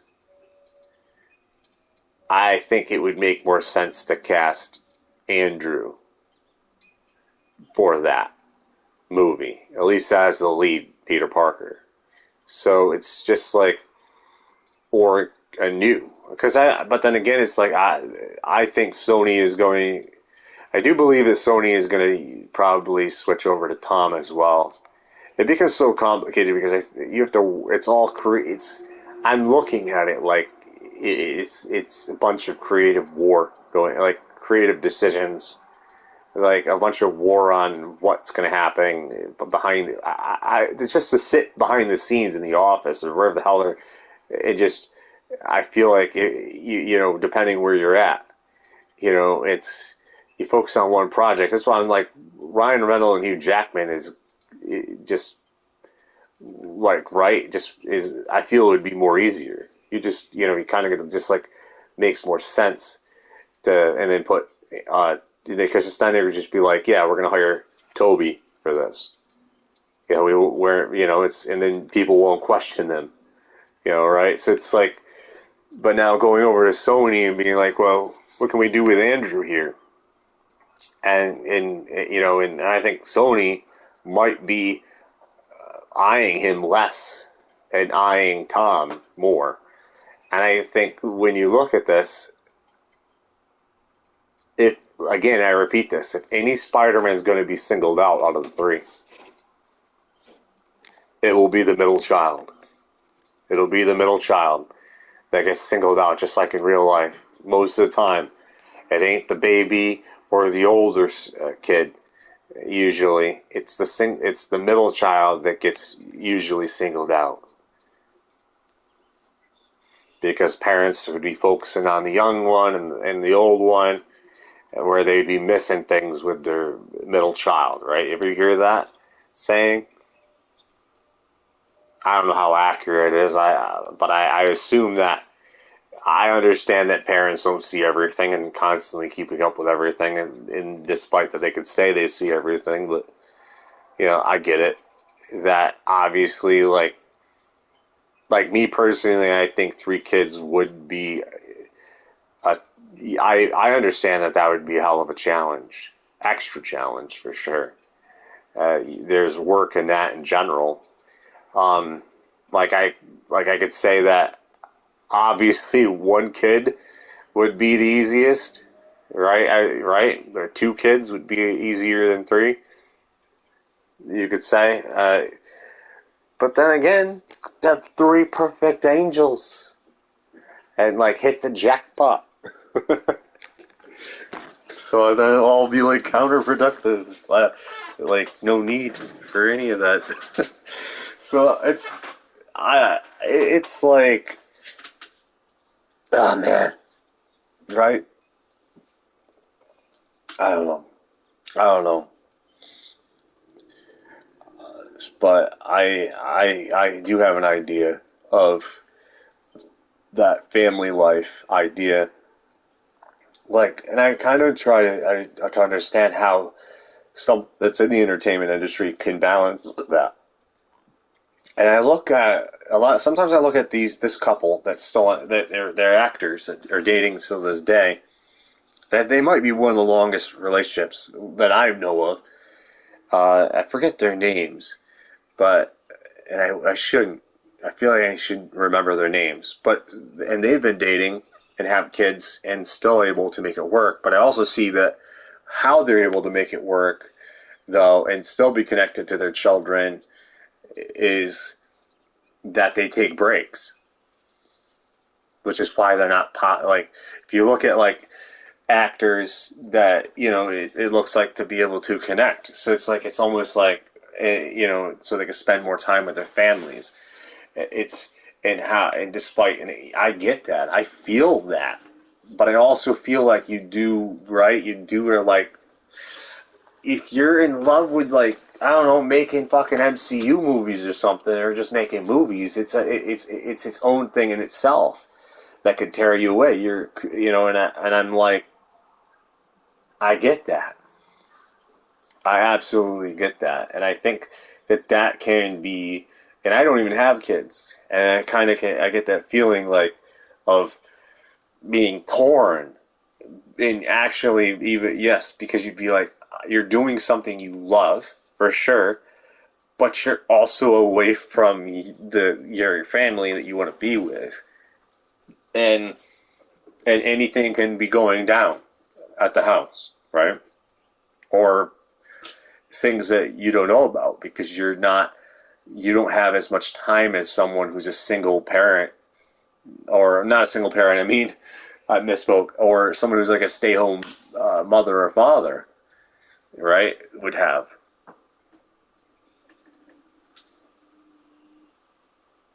I think it's some real things to think about. Because do you want someone to raise your kid? Or it's like co-parenting, right? Or do you want to be also associated? How much parenting have you given? You could not be a parent but a teacher friend to your kid, but still, right? Those type of relationships, but and still have like someone else parenting them though that you may or may not even know about because you're not around. I think this is that. Like I just fucking went down a fucking rabbit hole there, but I just that feels like not 100% great type feeling. But at the same time, it's just like going and doing like the whole thing, like and trying to make everything work. I swear to God that working with the Sony IP, Disney and Sony, right, with Spider-Man or whatever you want to call it, when we're looking at the MCU, to never get 100% of what everyone wants when it comes to that, because it's always going to be compromising in creative directions that I think that I don't think giving up on it is the answer, but I think that there's a place that where they can still keep these deals going, and where, like I said, I'm more confident in that when we look at the MCU, that if Disney and Sony sat down, that it would make sense for Tobey Maguire to be partnered with Hugh Jackman and Ryan Reynolds, right, and and have that. But then it's like also seeing that they want Tom more than Andrew to be associated with their multiverse or over there too, I guess. So this makes Andrew more of a side character is what that means. He's never gonna be a big character is what that means. It turns him instantly into a side character forever at best. So that's what Sony's saying. So then if that's the case, then yeah, Tom's movie is not going to be a grounded film because they would have to compromise. It would start off as a grounded film at best and then go into a multiversal film by the end of the movie, because that's how business works and making deals. So, and we're like the story, which means Tom could be over there in Venom 3 or connected with that. Meanwhile, there could be a Venom still in the MCU. Where it gets messy, because it really does get messy, because it would make more sense. Like right now, where the symbiote's left, I keep seeing in my mind Agent Venom more than I even see Tom wearing the Venom. So it's like, so they're in hiring the actor who plays Flash Thompson to return. I don't even know his name, but I think like that would be an interesting take. He was a big fan. His version was a big fan, but also bullied Peter, and it would make more sense, and he would be instantly aware of it. If anybody could bring the attention, it could be Agent Venom, the symbiote. I don't know how. I feel like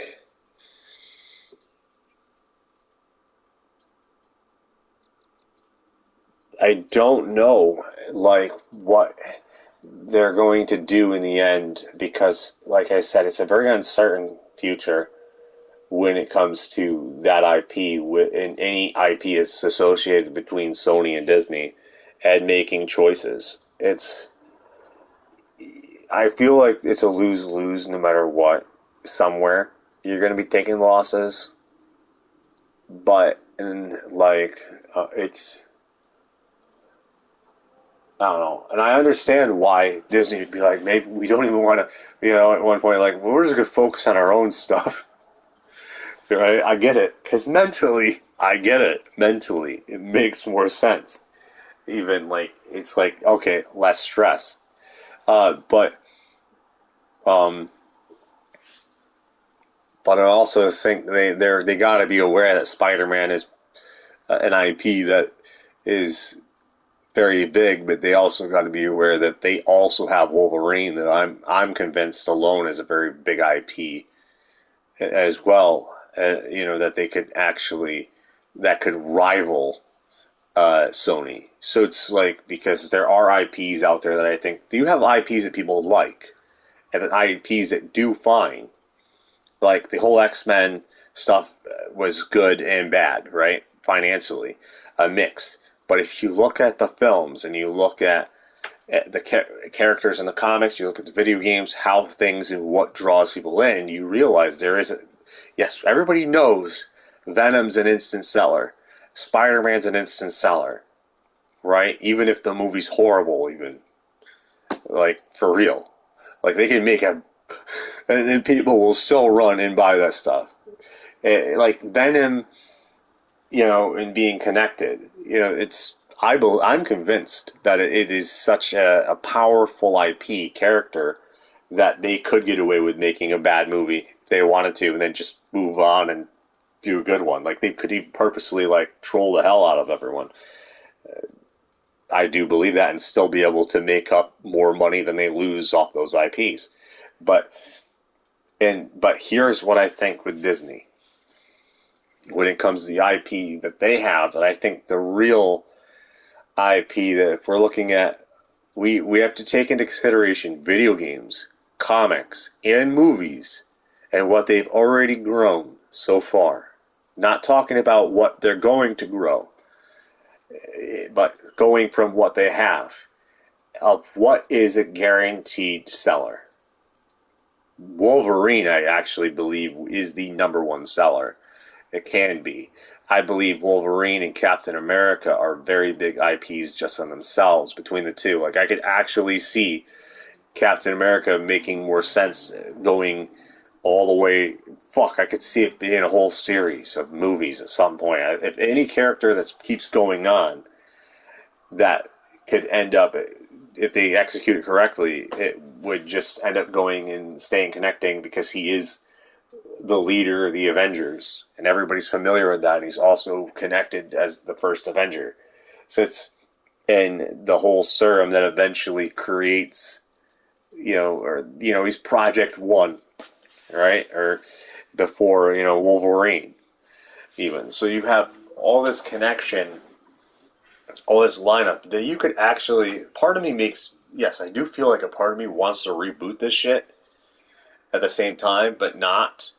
I could see a place of a reboot, and the reboot's called, or the idea of it is to start with Captain America in a slowly mutating mutants world that has the mutations, because I could honestly see mutants as like even slaves, mutants before they're able to have a place in society. Like I even see characters like that are not mutants in the mutants movies, like the Punisher, like Frank Castle as connectivity, like where he I always saw like before even Wolverine had his claws, or the metal, the vibranium metal that's in his body, he would be able, right, or that metal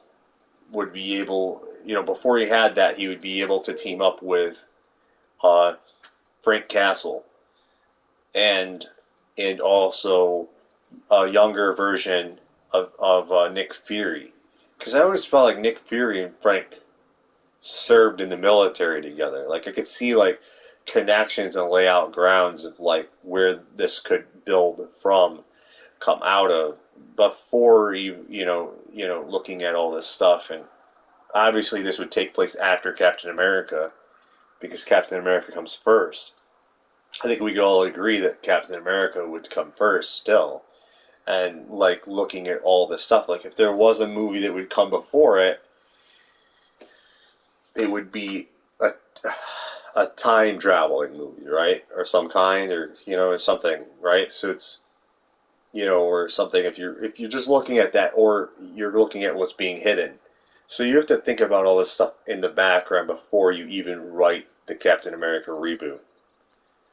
Like, that takes place during World War II. And knowing that there's mutants involved, and knowing that things are where things are going to go before they go, and having it all written down before it even happens. Having all these scripts advancedly written. Captain America, then you go into, uh,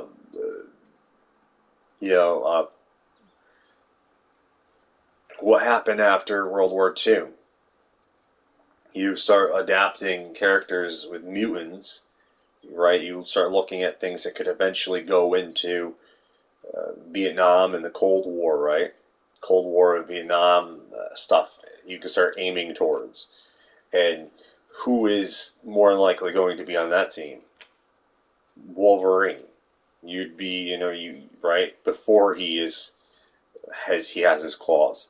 You'd have, be able to do these darker stories, but also build up on a timeline from the ground up, like the agents inside things, like Black Widow, where she's at during that time, because it would basically be making Black Widow a lot older than the Black Widow in the MCU. So by the time that she hit 2012, she would be having wrinkles and shit. She'd be old lady, right? Or close to it. Because she would, she doesn't have anti-aging. So you could basically have her in around the time when Frank Castle, so Frank Castle would even be old too. And you'd have an older version of Frank Castle by the time you hit 2012. But you look at, and you would get to see these characters age, and you would understand why some of these do and why some don't. And then you look at the Incredible Hulk as well, where that comes in, and you just have all these characters that centered around the hero soldier and the mutants type stuff and all the Civil War stuff between mutants and humans and heroes, and it would just go into that. I can definitely see that, as its own thing, as its own universe.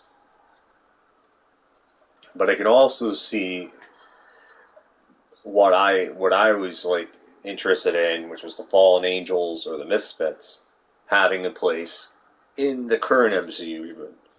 I could totally see that working with even the current one, but it's just and a new one. You have something known as the Runaways era of time, and when you look at that, you have to know, when you look at the Runaways, you understand that they are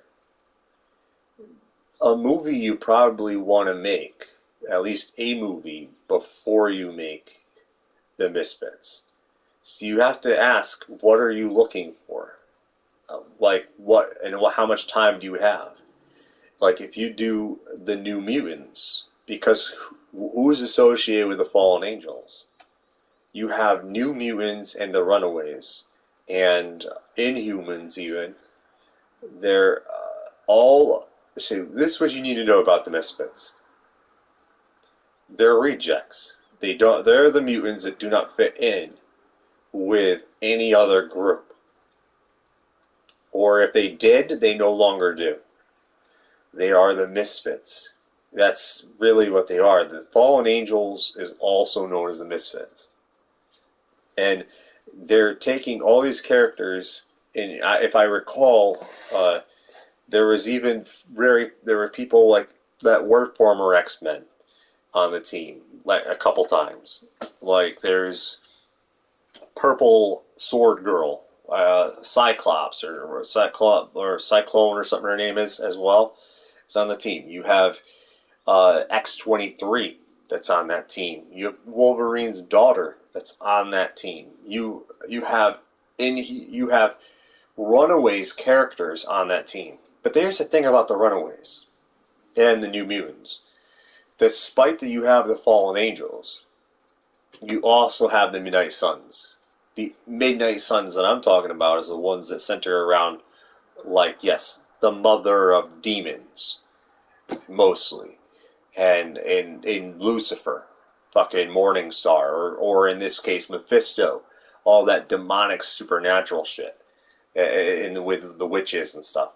And when you look at that, and anybody knows, then you know that there are mutants that are also witches, or have these abilities, and you also know that there is runaway characters who also are connections to the Midnight Suns, that do join the Midnight Suns, that are members, of the Midnight Suns.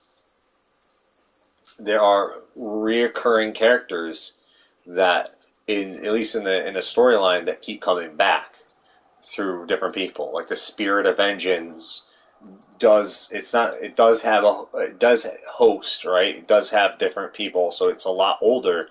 So, like, Ghost Rider is an OG original member of the first ever team of the Midnight Suns. You do have an original, team before other characters start joining, but you also know that Spirit of Vengeance just goes to the next and next and next. So it's like, it doesn't make the person immortal, at least that I'm aware of. It might. It's weird, because in some cases it does, some cases it doesn't. It's a mess. Like, I think, like, it is a mess also, for sure. You have time for all this shit? I don't even think Disney has time for all this. For all that they have. I think they are holding IP that they don't even know themselves what 100% to do and how to execute every single bit of it. I think it comes down to choices. And right now, their literally massive success choice is to hand the keys over, I believe, to Ryan Reynolds and Hugh Jackman. Because I think that when Deadpool Wolverine comes around the corner, you're gonna know why they would be the first choice for an Avengers Secret Wars movie, or The Secret Avengers. I think that the Avengers Kang Dynasty is sadly destroyed because Disney and New York City, deemed it fit to be destroyed. So, in the background, so between the Empire State and the company of Disney, it's fucked. It's in the background at best, and you could just throw it in the back. So I'm going to call whatever the hell they were going to do with that, and just say fuck that whole thing. And I'm going to say the Secret Avengers is Avengers 5. And and we're not even talking about the Young Avengers, because the Young Avengers, even if you want it, let's be realistic, it'll financially fail. That's something you make after you succeed, right? If we're talking money-wise, sadly. But as story-wise, you would want the Young Avengers first. But before even, you'd want it to coexist. But, again, financially, I don't see it working out. So, I'm going to say the Secret Avengers is Avengers 5. With Deadpool, Wolverine, Spider-Man, and even Iron Man OG characters coming back. It's going to bring back people's favorites, and even some that might be too early. You have the Secret Avengers, and then you have Avengers Secret Wars. Which, this is where Secret Wars, I do believe, I'm not counting Secret Wars or Secret Avengers as Secret Wars Part 1 like some people might. I still do stand by Secret Wars being at least a 2-part movie by itself. But I do think it is a lot bigger than some people think that, might. So this is why I do believe the Secret Wars is different. Secret Wars is not meant for OG. The Secret Avengers movie is, in my mind, is that Hugh Jackman Wolverine you know, Deadpool, Ryan Reynolds Deadpool, uh, Tobey Maguire's Spider-Man, and uh, even bringing back Robert Downey Jr.'s Iron Man, and through this is still a multiversal film. It's coming directly. I'm going to say it's coming directly from Deadpool and Wolverine movie, and with them assembling a team and going from there, and it will go into what I'm currently calling the Secret Avengers,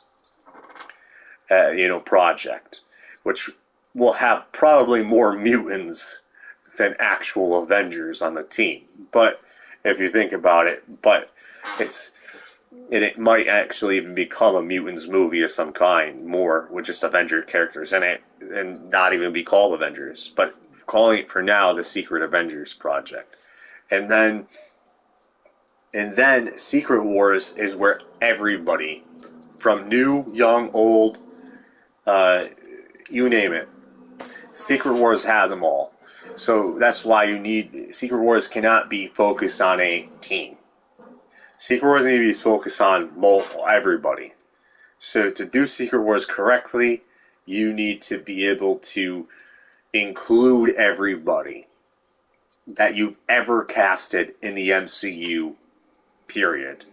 And other ones that you haven't even brand new ones that you wanted to. This is the playground where Tom Cruise can show up as Iron Man. That's Secret Wars. Secret Wars is not playing around when it's talking about the multiversal stuff. There's no way that you should be going about and making just Secret Wars a part one or just a single movie. 3 hours is not long enough to tell a successful Secret Wars storyline. 6 hours is, though. I believe 6 hours is the sweet spot. This is what I'm saying. I think this is a two-part movie. And at the very least. Maybe even 3 if you want to push it. I don't think it needs 3. But I do believe it does need 2. I think it definitely needs 2 movies. Secret Wars with every single character to integrate this successfully. And I do think Doctor Doom does have to be a part of it. I think at least versions of Kang have to be a part of it. I think Thanos has to be a part of it. I think Ultron, every villain as well has to be a part of it. The Masters of Evil. This is a very big, ambitious project that has every single MCU character, even the ones you've never even used. You have to be thinking about everything. And when you're looking at this, but you also have the luxury in knowing that no matter what happens, this is going to lead to Battle World, and it's going to lead into a brand new refresh reboot anyway at the end. So this is just a glorified playground of that centers. Yes, the truth is Doctor Doom, I do believe, is a necessity for Secret Wars. I think the Legions of Doom and the Legion of Evil, and I do believe Kang the Conqueror is also. I also believe that every villain, including Ultron variants of Ultron, to be very much present. I can even see Ultron versus Ultron in Secret Wars. That's how crazy it is. I could even see Dead Vision versus new resurrected Vision. So, in Secret Wars. I could see, all of this stuff in Secret Wars going at it constantly. And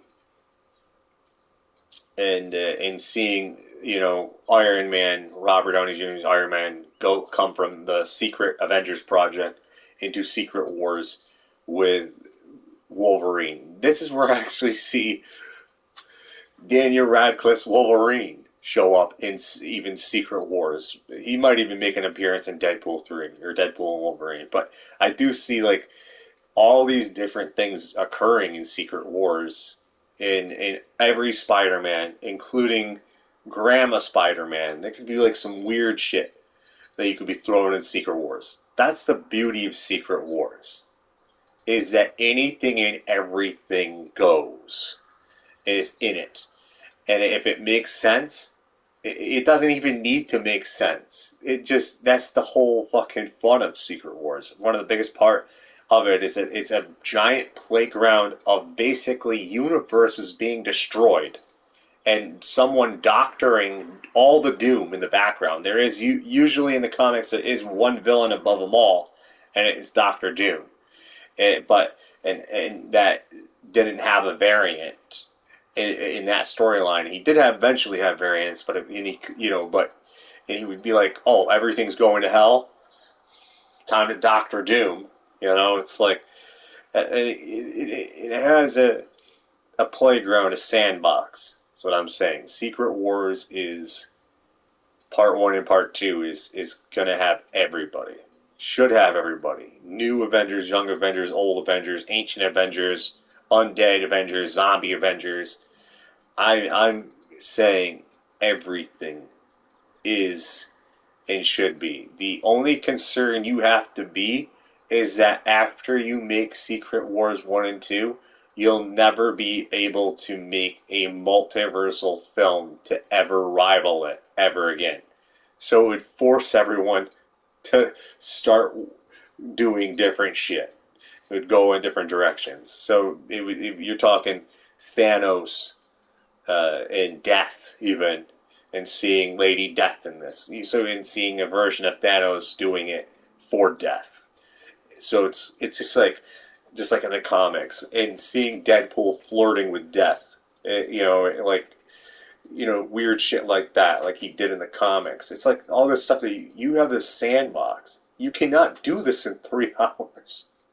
You cannot do it successfully in 3 hours. There's no way in hell that you can make Secret Wars truly tell Secret Wars in a 3-hour movie. I guarantee that if you want this to be a huge fucking big deal, and that for it to go from and be able to do everything, is you're going to need at least 6 hours. You're going to have to be able to look at that as the necessary time frame, and then anything after it is just extra that you can actually still put in the movie if you want to, or put in the movies and go and do a part 3. But you have to do 2 at least of this. And you shouldn't jump into Secret Wars. You should jump into Secret Avengers before Secret Wars. Yes, this means 3 Avengers movies, at least 3 Avengers movies in the even questionably near future. Not so far out that you'd be working on giant projects like Secret Wars. But this also means that Young Avengers will probably be canceled, is what it means, unfortunately. Because there's no time to do that. You have to throw them in with the Secret Wars, and then if you want them to come back, and you're going to have to tell their story, in other words, at the same time in Secret Wars, or you're going to have to figure out how to find time.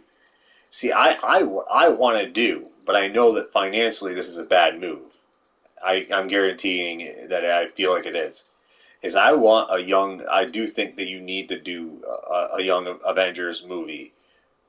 And you need to do the old and ancient Avengers. Let's call them the old Avengers. Whatever the OGs, and you need the mutants. And basically X-Men characters and Sony characters that are just Tobey Maguire's Spider-Man, really. That's all you need for Secret Avengers project. You don't need anyone else. So, but then Tom to be a part of the Young Avengers. So who would be a part of this new Avengers team that is existing, that's on the ground, that you could make fun of Nick Fury and have Miss Marvel play Miss Nick Fury version at the same time of this team? Who's in charge? Who, if there's a leader? I think everyone will agree that probably point is Spider-Man. I feel like.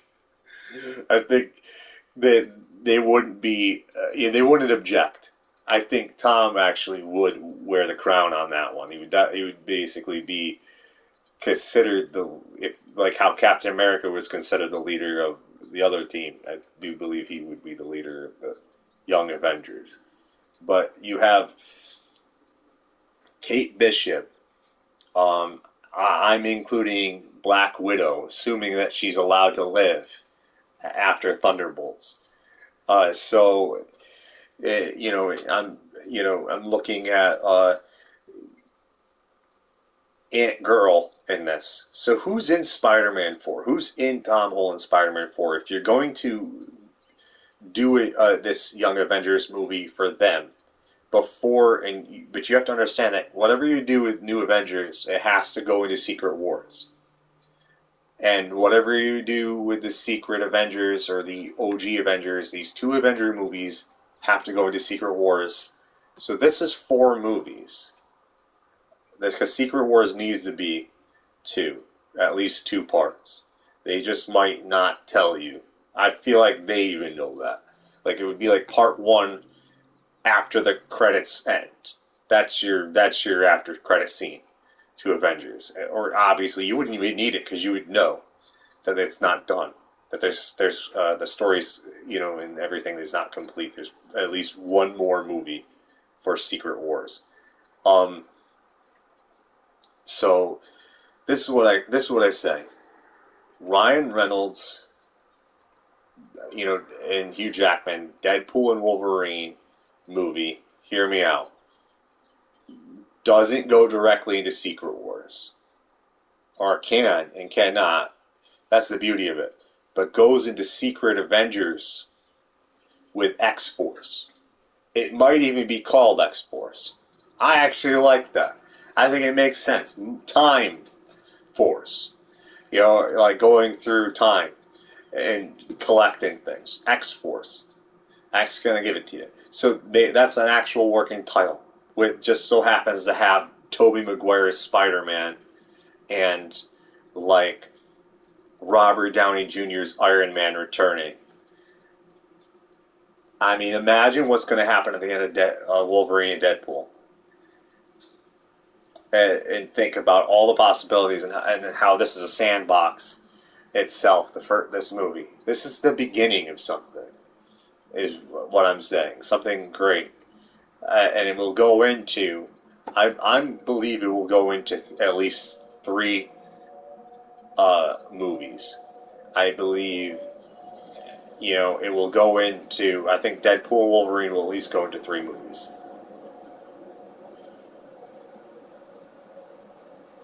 You might even want to count the 4th. They might show up at the end of the Young Avengers or the New Avengers movie. Potentially. Working on that in my mind at the moment where that could go. But you have the New Avengers, though, starting off as a comedy of this idea, and yes, I do feel like there's Avengers Academy like stirring around. It's like in this movie, your Avengers Academy, so like you have a con. I would even put Avengers Con and Avengers Academy in this new Avengers movie. So I think there's these things that. This is why I don't think this movie's gonna. I'm not expecting this movie to make money. I mean, I am almost expecting this one to fail. But I see Miss Marvel and like I said, all these characters, Ant-Woman or Ant-Girl, all in this movie, like all the new, including the new Black Widow, the Defenders are acceptable in this movie as well. Every single new character, considerably new. The only original character that you could say that, isn't a original from the first Avengers, but the only original type character that I think is acceptable characters for this film that have been associated, with the exception of Spider-Man, if they make appearances, is going to be I think it's going to be Captain America, actually. I think it would be I do think that either Falcon is Captain America is going to either go and be associated with the new team, or he's going to be drawn into the Secret Wars movie. Or, I mean, the Secret Avengers project, or X-Force. One or the other. And the thing is that if he is, then X-Force means that there's going to be two Captain Americas in it. And it can make, and it can, if you think about it. So X-Force could have, more than one Captain America in X-Force. So it's, if they do it that way. But realize that the main focus, obviously, is Wolverine and Spider-Man and Iron Man's chemistry. And Spider-Man and Deadpool's chemistry in this movie. You want that chemistry and all that as well inside the X-Force. Either I'm calling it the X-Force movie or the Secret Avengers movie. It's the same movie regardless. It just has two working title names. It could be like X-Force or the Secret Avengers. But and that will go directly into Secret Wars because it's also a multiversal film. It's, I think, like,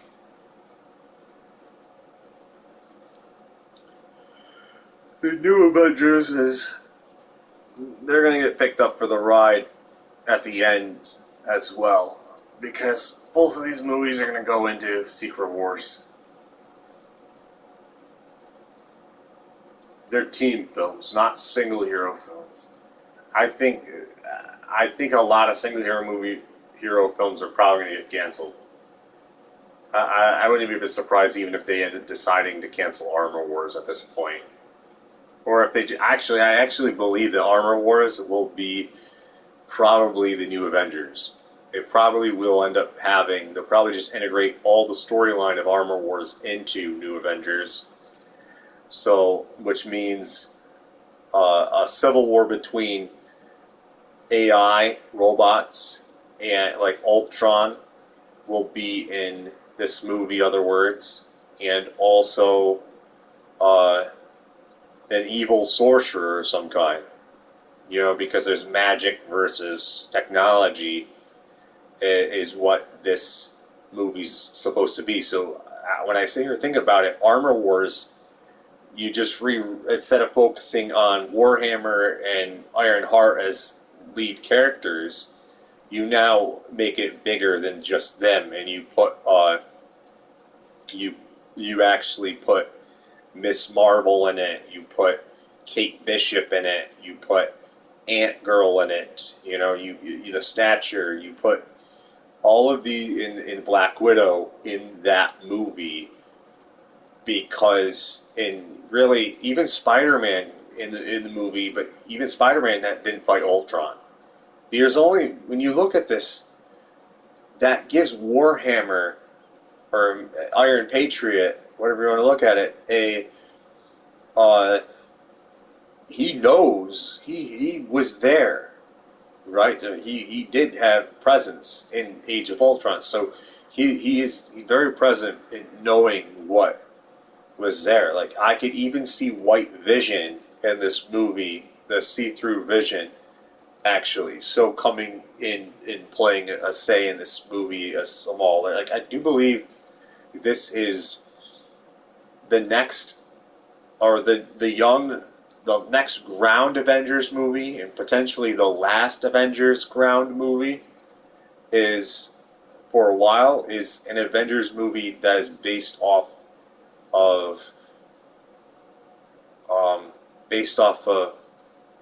artificial intelligence versus magic is the main premise of the theme, which means there's going to be at least two big bad guys in this movie.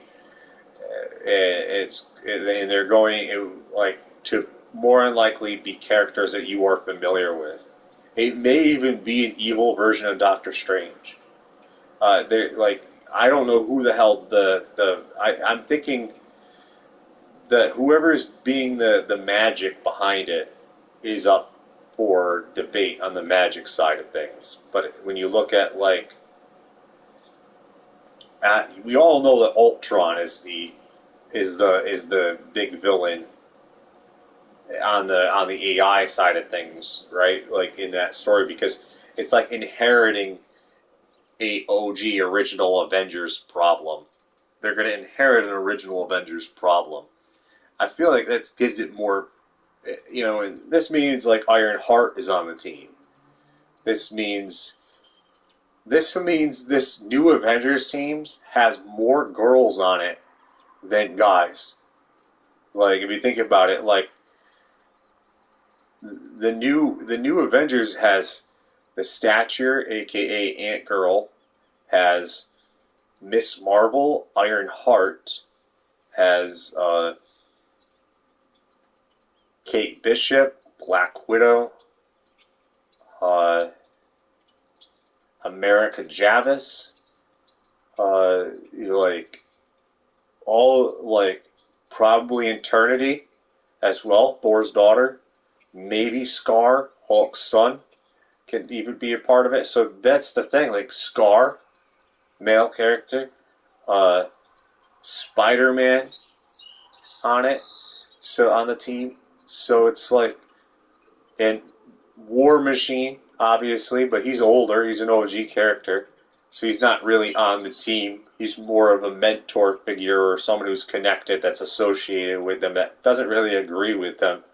Don't think it's safe for them to be doing what they're doing, right? I don't think he would be, he'd be like, questioning them, but he would be very much a part of it. Like he's definitely gonna protect them, War Machine. So it's, if he has their back, other words.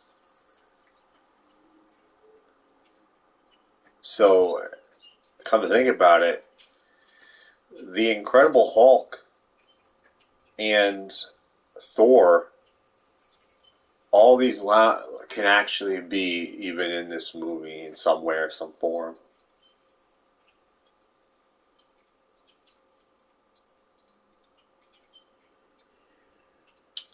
I'm calling it right now that actually Armor Wars might even still stay Armor Wars, but I think that they're gonna write in a lot more, because if people are talking about bringing Justin Hammer back into it, I think that's downgrading it. I think Armor Wars can be a movie that's about magic versus magic that's associated with all the characters that are associated with magic, including even Thor, like an Eternity. So you could have a part of it. So in a way, like maybe Armor Wars just becomes Eternity War, War for Eternity. Could just become Avengers Eternity War instead. I don't know. Like it's this War for Eternity, and it just happens to have Ultron in to be a lead villain returning in this. So it's like a variant of him at least returning. So it's it's a movie that is centered around basically new characters with a few remaining original characters. Because what comes next after Deadpool, we all know isn't going to go ground based quite yet. I'm convinced that they're going to go into what I'm calling X Force, or the Secret Avengers project first. And I believe that the X-Men are going to play a huge part in what is to come, even because I do believe that there's a very big importance that's coming. So what I see is that we know that Captain America 4 is coming out. We know that Captain America Brave New World is going to be associated with aliens and shit probably as well in the background, despite that it's a Captain America movie, and also things that are connected to the Hulk and stuff like that.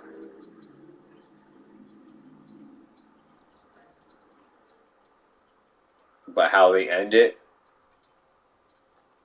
who knows? Like what they decide to do. So it might even they may have already. If it was me, I would have thought this through, and before I even made the movie. Like I probably would, you know, have Captain America 4 be a foundation of the world, would be a foundation film, and towards the very end, like probably even the after credit scenes, I would rip a couple characters, make them disappear, but put them right into the Secret Avengers project portfolio. Project, or the next this potential X-Force's Secret Avengers project, right from the end of Captain America 4. But I wouldn't have that a part of the story. The story would be its own story. That would actually more connect probably to the Thunderbolts potentially, and to the Spider-Man 4 movie. So I feel like you'll see the effects, at least. I think that Captain America 4, whatever happens to the world in Captain America 4, is going to be left in the beginning of Spider-Man 4, or where Spider-Man 4 is at. I do believe, like, whatever the state of the world of Captain America 4 is left in is going to be the state of how Spider-Man 4 starts. By Spider-Man 4, I mean Tom Holland's with the state of the world, how that's in. So if there's aliens around, then they're going to be running around in Manhattan as well. It's right in the beginning. So there's going to be, Spider-Man's going to have his work cut out for him. Right in the beginning of Spider-Man 4, I see the Defenders and Spider-Man at least combating maybe robot aliens, in Spider-Man 4. For real, like this, meaning this is what we make the deal with the MCU, or with Sony. I mean, is that you'll get to have the Avengers, or be able to have Spider-Man associated with the Defenders, like in the beginning of the movie, more than likely. You might see him actually show up a lot sooner than you expect, because if we're forced, because of the deal, to not allowed to make it a full grounded movie, then we know that this definitely is the beginning. Then it's going to be a lot faster paced. The movie's going to be a fast paced film. Then you know that one thing for certain. So and any slow moments is going to focus on. I don't think there's time to focus on Peter Parker. Like, come to think about it, 3 hours, and I don't think it's going to be a 3 hour long movie. I just don't think there's going to be time to focus on Peter Parker. I think anything that is associated with Peter Parker you're going to, if we even show anything associated with it, is going to be brief screen moments that show you that he is struggling and suppressing and beating himself down, and realizing that Spider-Man is bigger than him, and how much important it is. Like, I feel like you will have a couple scenes, and I feel like he's not going to go after Zendaya's character. I do feel like he's going to be strong enough to cut off his heart and to prioritize Spider-Man and take on that responsibility. I do feel like he can come across characters, and I don't think there's time to be putting like Black Cat in Spider-Man 4, because this is MCU movie too. So whatever you're doing on the ground, consider this as your last chance to do a grounded Spider-Man movie, with MCU characters, and that has to go into the multiverse by the end of the movie because of Sony's required demands. With you compromising. So if that's the case, then you know that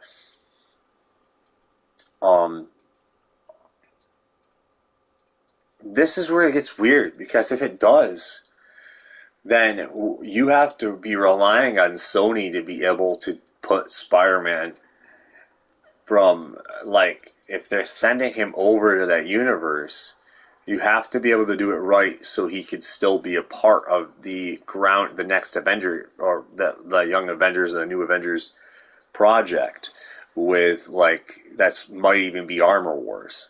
But because of timing and money reasons, because like I said, I like, you are going to want to market this and do this right.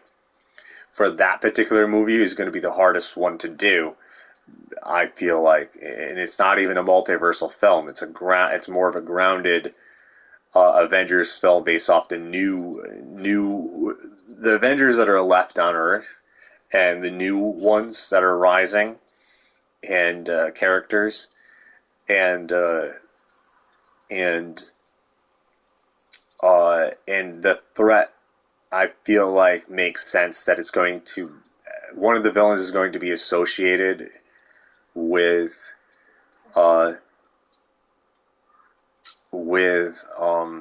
this might be the opportunity to do Supreme Ultron, actually, as the lead villain, to use the Supreme, where Ultron is not just AI, but he's also learned how to tap into magic, where it's like magic and technology with Armor Wars.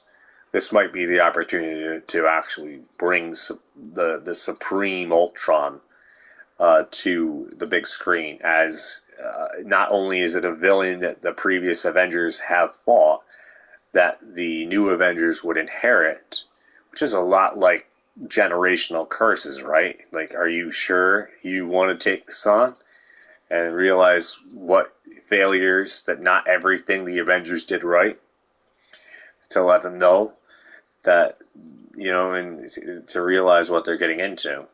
And so this is why I think Spider-Man 4 is going to have Ant-Man in it. I do believe that is a right choice to go. Now, the more and more I think about it, because you're going to want stature, and then I keep thinking about it, and I'm like, and I'm not liking it, and I'm like, that's too soon. Like, what are we doing here? And I was like, oh, Ant-Man is going to die in Spider-Man 4. I kept thinking, because it's gonna put more on the stature and Ant-Girl, and it's gonna, and also, and she's familiar with she's familiar, she's familiar with, like, the quantum realm and the concept of the multiverse, right? In knowing.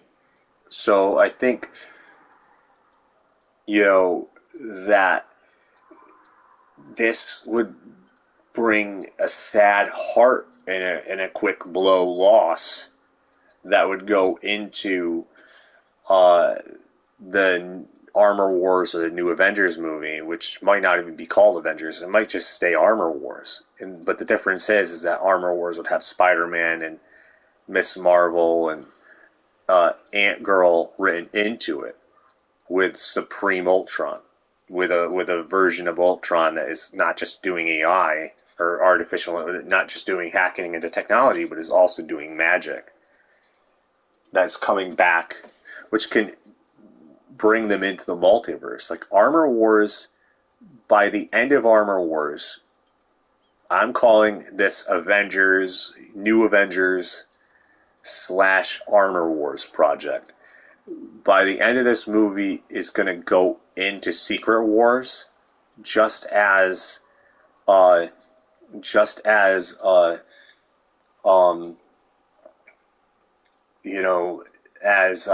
Secret Avengers project / X-Force movie is also going to merge even more into Secret Wars.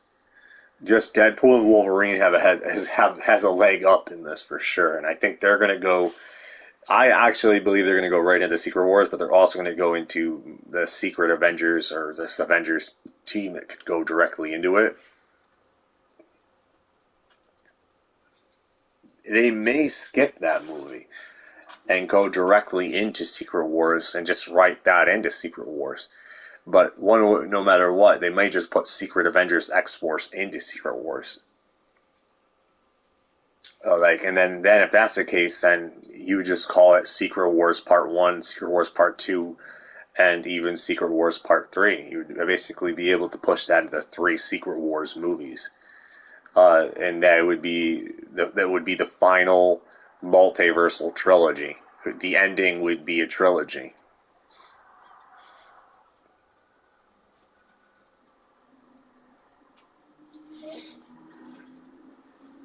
So then, if that's the case, then the Young Avengers wouldn't even be.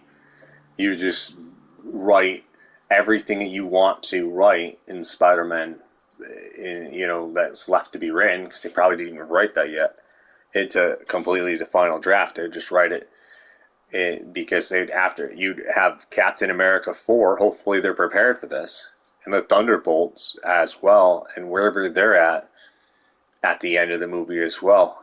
So is going to play a role in what is going to happen, because it's just like the Fantastic Four is in its own universe. You have Armor Wars, which I'm partly now calling Avengers 5 at the same time.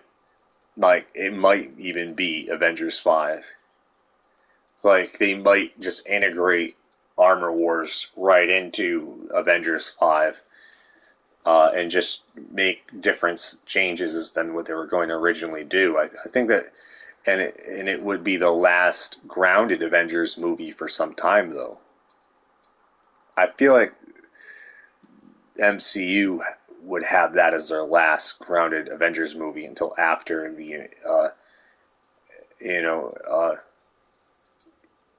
it might be for a while.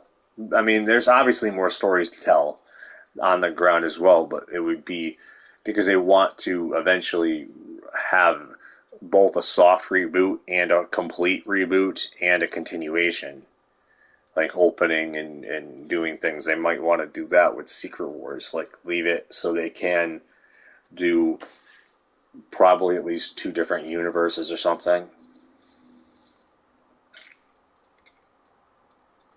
I mean, obviously, Secret Wars can be renamed.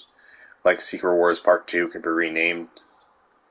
Like, if you take Secret Wars with Doctor Doom and throw them into that with the Secret Avengers and put Secret Wars Part 2, throw that in, into Doctor Doom and all this other stuff, then you'd basically be telling the story that way into like Battle World, basically, or Battle Worlds, that you'd be tweaking up to having, because Secret Wars is going to have all these incursions.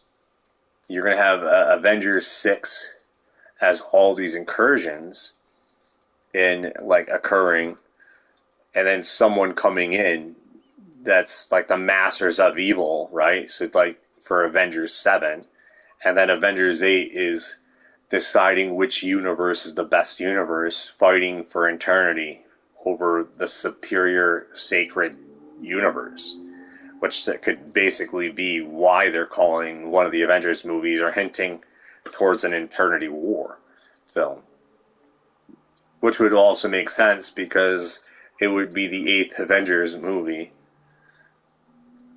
and it's an infinity sign.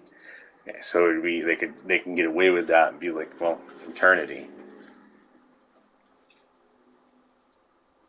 And Avengers 5 could just be Avengers Armor Wars, because if you think about it, they would just integrate Armor Wars right into Avengers 5, the Young Avengers, the New Avengers, the Young Avengers and the New Avengers, and a few old Avengers, but not all of them, in Armor Wars. The ones that aren't going to be in Avengers 6, but will show up in Avengers 7, but not Avengers 6. Because you'd have Avengers 5 characters in Avengers 5, what's going down in Avengers 5, like, you wouldn't have, like, Wolverine and Tobey Maguire's Spider-Man and stuff like that in Avengers 5 until the very end. Like, they'd show up at the end of Avengers 5, because you still have the Sony deal. Which means you still have, and you're still using the Sony deal, assuming that they have a 6-partner deal, then Avengers 5 definitely is going to be one of them, because Tom Holland would be one of the big members in Avengers 5. And then Avengers 6 is going to have Tobey Maguire alongside Hugh Jackman and Deadpool, right? You'd have Avengers 6 there, which would be that big one. And then you'd have Avengers 7, which would have all of them. And then you'd have Avengers 8, which would focus on who the hell's going to remain. Would basically be the statement of to let people know where they're going next. Because it would basically be cleaning up and creating the universe, the soft reboot that they wanted, that I'm sure they still want to do. They don't want to completely reboot it, but I feel like they do want us to be able to do something creative and new. And I think that is going to really be with Avengers 8, or the 8th project there. It may be the last Avengers movie ever made, because I'm saying right now, like, we have Captain America 4, the Thunderbolts, and Fantastic Four. Spider-Man is a no-brainer. Whether they'll be stupid not to, at least. In worst case, like I said, so you'll have that, the compromise, and kind of just some of it will be rushed, but sadly, but it still could be a really good movie.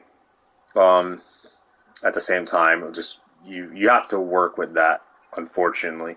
So, and then after that, you go into what they were going to do with Armor Wars, and what they're going to do with Armor Wars to kind of speed up the process at the same time, and is that basically we change the game up a bit, and maybe it would either be Avengers 5, or it will just be Armor Wars, like, severely upgraded from what the original script was. It's going to improve and add so much more to what they originally had in mind. Instead of giving up on Armor Wars and telling people that they're not going to do it, they'd be like, we are going to do it, we're just going to step it up, and we're going to really integrate this film. We're not lying to you, we're just going to put it in Avengers 5. And, it is going to be our grounded Avengers movie before but you're going to have, you might even, like I said, to get away with that whole Avengers 5 and 6 in the same year, they might just do that. They might be like Armor Wars in the same year as Deadpool, Wolverine, Spider-Man, Iron Man, Avengers film, same year. If you think about it, like X-Men, Mutants with Spider-Man and OG Avenger characters is what might be better off saying, that movie with in the same year as the new, young, and currently left on Earth OG Avengers wrote one into Armor Wars. Then where is, and this ain't talking about the witch stuff, because I actually don't believe that I believe that's going to go, it will take on a life of itself, the whole supernatural side, because I think we have to be a lot. I do think now this is not where we rush. This is where we actually have more time to work with. So we can sit back and have a lot more breathing. We don't have that luxury time for Avengers. For Secret Wars and stuff like that. But we also need it to be perfect. So we need to have that prioritized. So, and put our priorities in the creation of that before we start moving into this completely. This is why Disney Plus will handle a lot of that supernatural stuff in the background before Midnight Suns. Because, believe it or not, I still am convinced that we need to do a Runaways movie before we do a Midnight Suns movie. That the Midnight Suns should not be allowed to be made until the Runaways era is started. You can be trickling in the MCU characters that are associated with the supernatural side, but you need to know that the Runaways are essential characters to. There are characters in the group that are essential to the Midnight Suns. Just as much as Ghost Rider, you may be more familiar with Ghost Rider, Blade, and these characters that are more popular and more well known. But you have to realize that there's a lot of witches and stuff and mutants with witch abilities, including magic from the New Mutants, that has to be able to be integrated in this. This is why I'm able to say that I believe that I can make this work with the New Mutants, because instead of doing a New Mutants sequel, you would write them in to the Runaways era films, because I do see it more as one movie. And you just write that into the Runaways era. That's the Infinity Saga. It's the Runaways era saga. That just so happens to have the New Mutants along for the ride of the Runaways era. And I think people will love it, because the Runaways is not just what you might think from the TV show. The Runaways also are connected to other planets. There is worlds of New Mutants and mutants as well around that are connected, in witches that are on multiple planets. And looking at it in verses, you have a girl that literally talks to a dinosaur, has a dinosaur. It's like, and you have fucking talking, like, what, lobsters, like telepathic lobsters, that's more into fallen angels. So it starts to get weird, but in fun ways. It's like Guardians of the Galaxy, sort of. It sort of has Guardians of the Galaxy vibes, like bits and pieces of it. If Guardians of the Galaxy was supernatural, though, like if it was focused mostly on paranormal stuff across the universe of the galaxy, or the universe of planets. So it's like, in vampires and shit as well are in Runaways. So there's I mean, for God's sakes, the Magister is a type of vampire. He exists because he basically has superhuman beings sacrificed to him, like as a cultistic ritual, where their parents are villains, and their parents are basically raising them up for slaughter to sacrifice them to the Magister. And the Magister, he doesn't drink blood, but I would call him a vampire. I would call him an energy draining, like, superpower, like, feeding off of them. So it's like, he's a different type of vampire. So that's why I'm like, yes, Blade can show up in the Runaways a lot sooner than you think. I could absolutely write Blade into the Runaways, as well as write the New Mutants. Like, I feel like this is definitely something that could be integrated into it. Like, and it will work. I believe it will work. And the Dark Knight or the Black Knight, all these characters are able. The Internals as well, it would be written into the Runaways error, and if there's an internal stew, it would be associated with the Runaways error. So if we're allowed to, because I feel like it's in its own universe, and before it goes in, because the Midnight Suns is on its own level. Their place is like in another dimension, and you have to have characters that can open doorways to get there. And right now, we already have two characters that have been a part of one that's been a part of the Fox MCU, and one that's been actually two that have been a part of the Fox MCU, and one that's been a part of the Marvel MCU that can even open up portals like that. Unless you're counting if Doctor Strange learns how to do it, or the Supreme Sorcerer Wong. But I was counting America Chavez as actually that character, but that I was talking about in MCU. But I was also talking about, which America Chavez is not a member of the Midnight Suns, because she's not a witch. She and they all, and there's nothing supernatural about her particular character. There is a requirement to the Midnight Suns to be an official member. It's called, you have to be basically a Legion of the Damned, let's call it. You have to be able to either be accursed, like supernaturally, paranormally cursed, and you're harnessing your curse as an advantage, or you have to be basically some kind of paganist that has connections with, that side of things, like, tied to things. And there is gods that also are tied to paganism.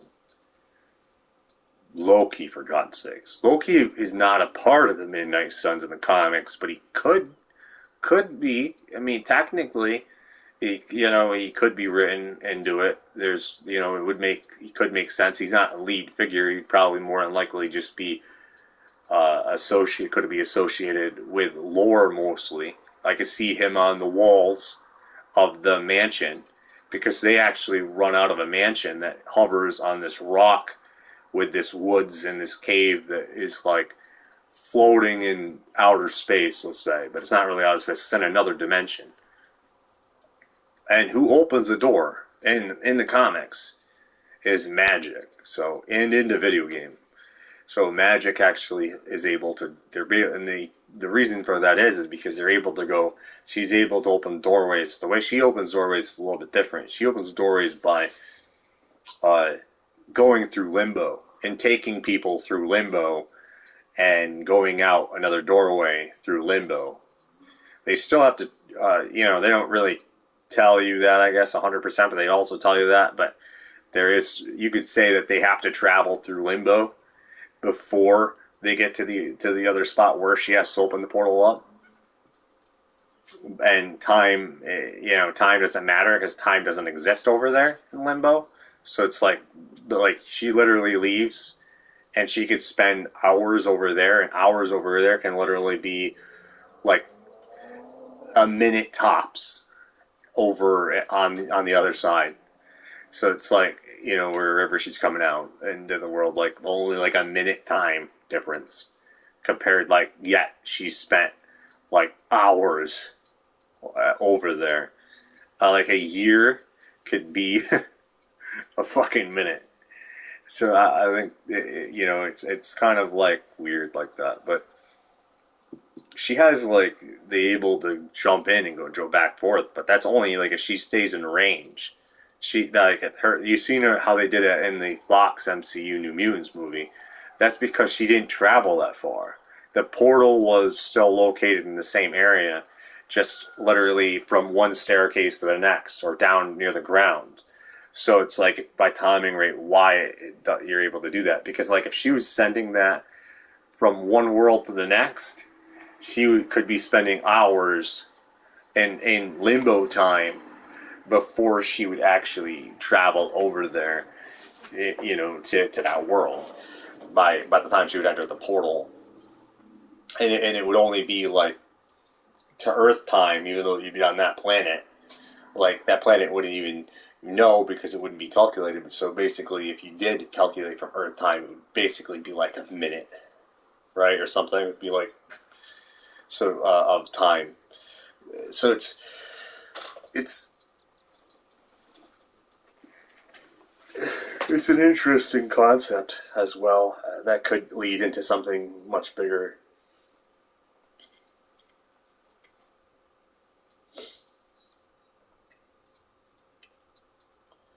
Like I could totally see Anna Taylor-Joy show up in a hood, with her little dragon,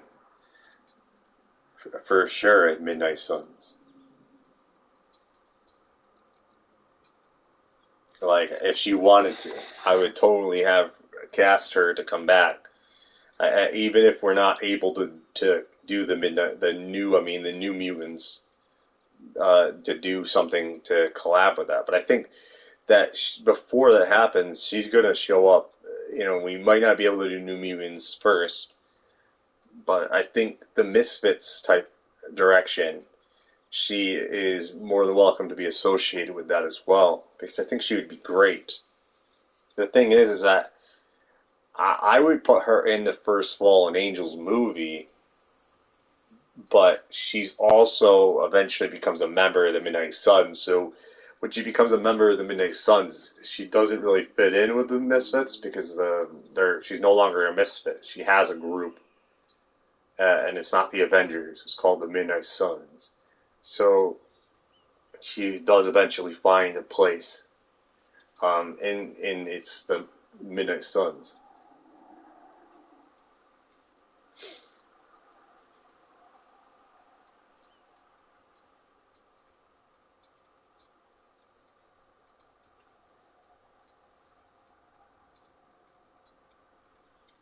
Like I think the X-23, like I like the idea of having X-23 in even in the Fallen Angels, like doing a Fallen Angels movie. Rocket might even be in Fallen Angels.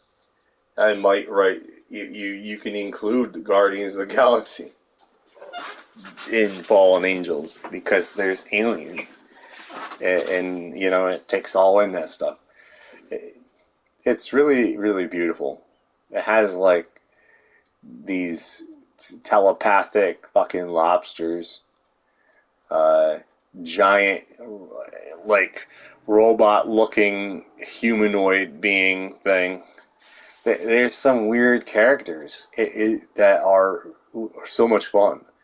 But they're not. They're just like, you could even have Howard the Duck come in, even though he's not really a member. This is like misfit characters. Because the Fallen Angels to me, is also the Misfits. Before it was even called the Fallen Angels, the original title was the Misfits. Of the comics, they were called the Misfits. And then they made the Fallen Angels. They renamed it the Fallen Angels. It was renamed. And then it ended up with different versions of the team of the Fallen Angels after that. But still, there's a lot of really cool things there that I think would be awesome to bring that to life on the big screen. That could be a lot of fun. Like I keep thinking, like at the end of Guardians of the Galaxy Volume 2, there's a whole Ravengers movie. But it's not the first time you get robbed from Disney. Right? Like, you got robbed Thor and the Guardians of the Galaxy with how they just cheesily, put together like the worst arc possibly imaginable for the Asgardians. That it just literally was so bleak and such a waste. Star-Lord, you can argue that Star-Lord was wasted for when it came to Avengers. Because you could say that he should have been a member of the Avengers, at least in Infinity War. It could have been, but he was thrown aside. But I think like Star-Lord,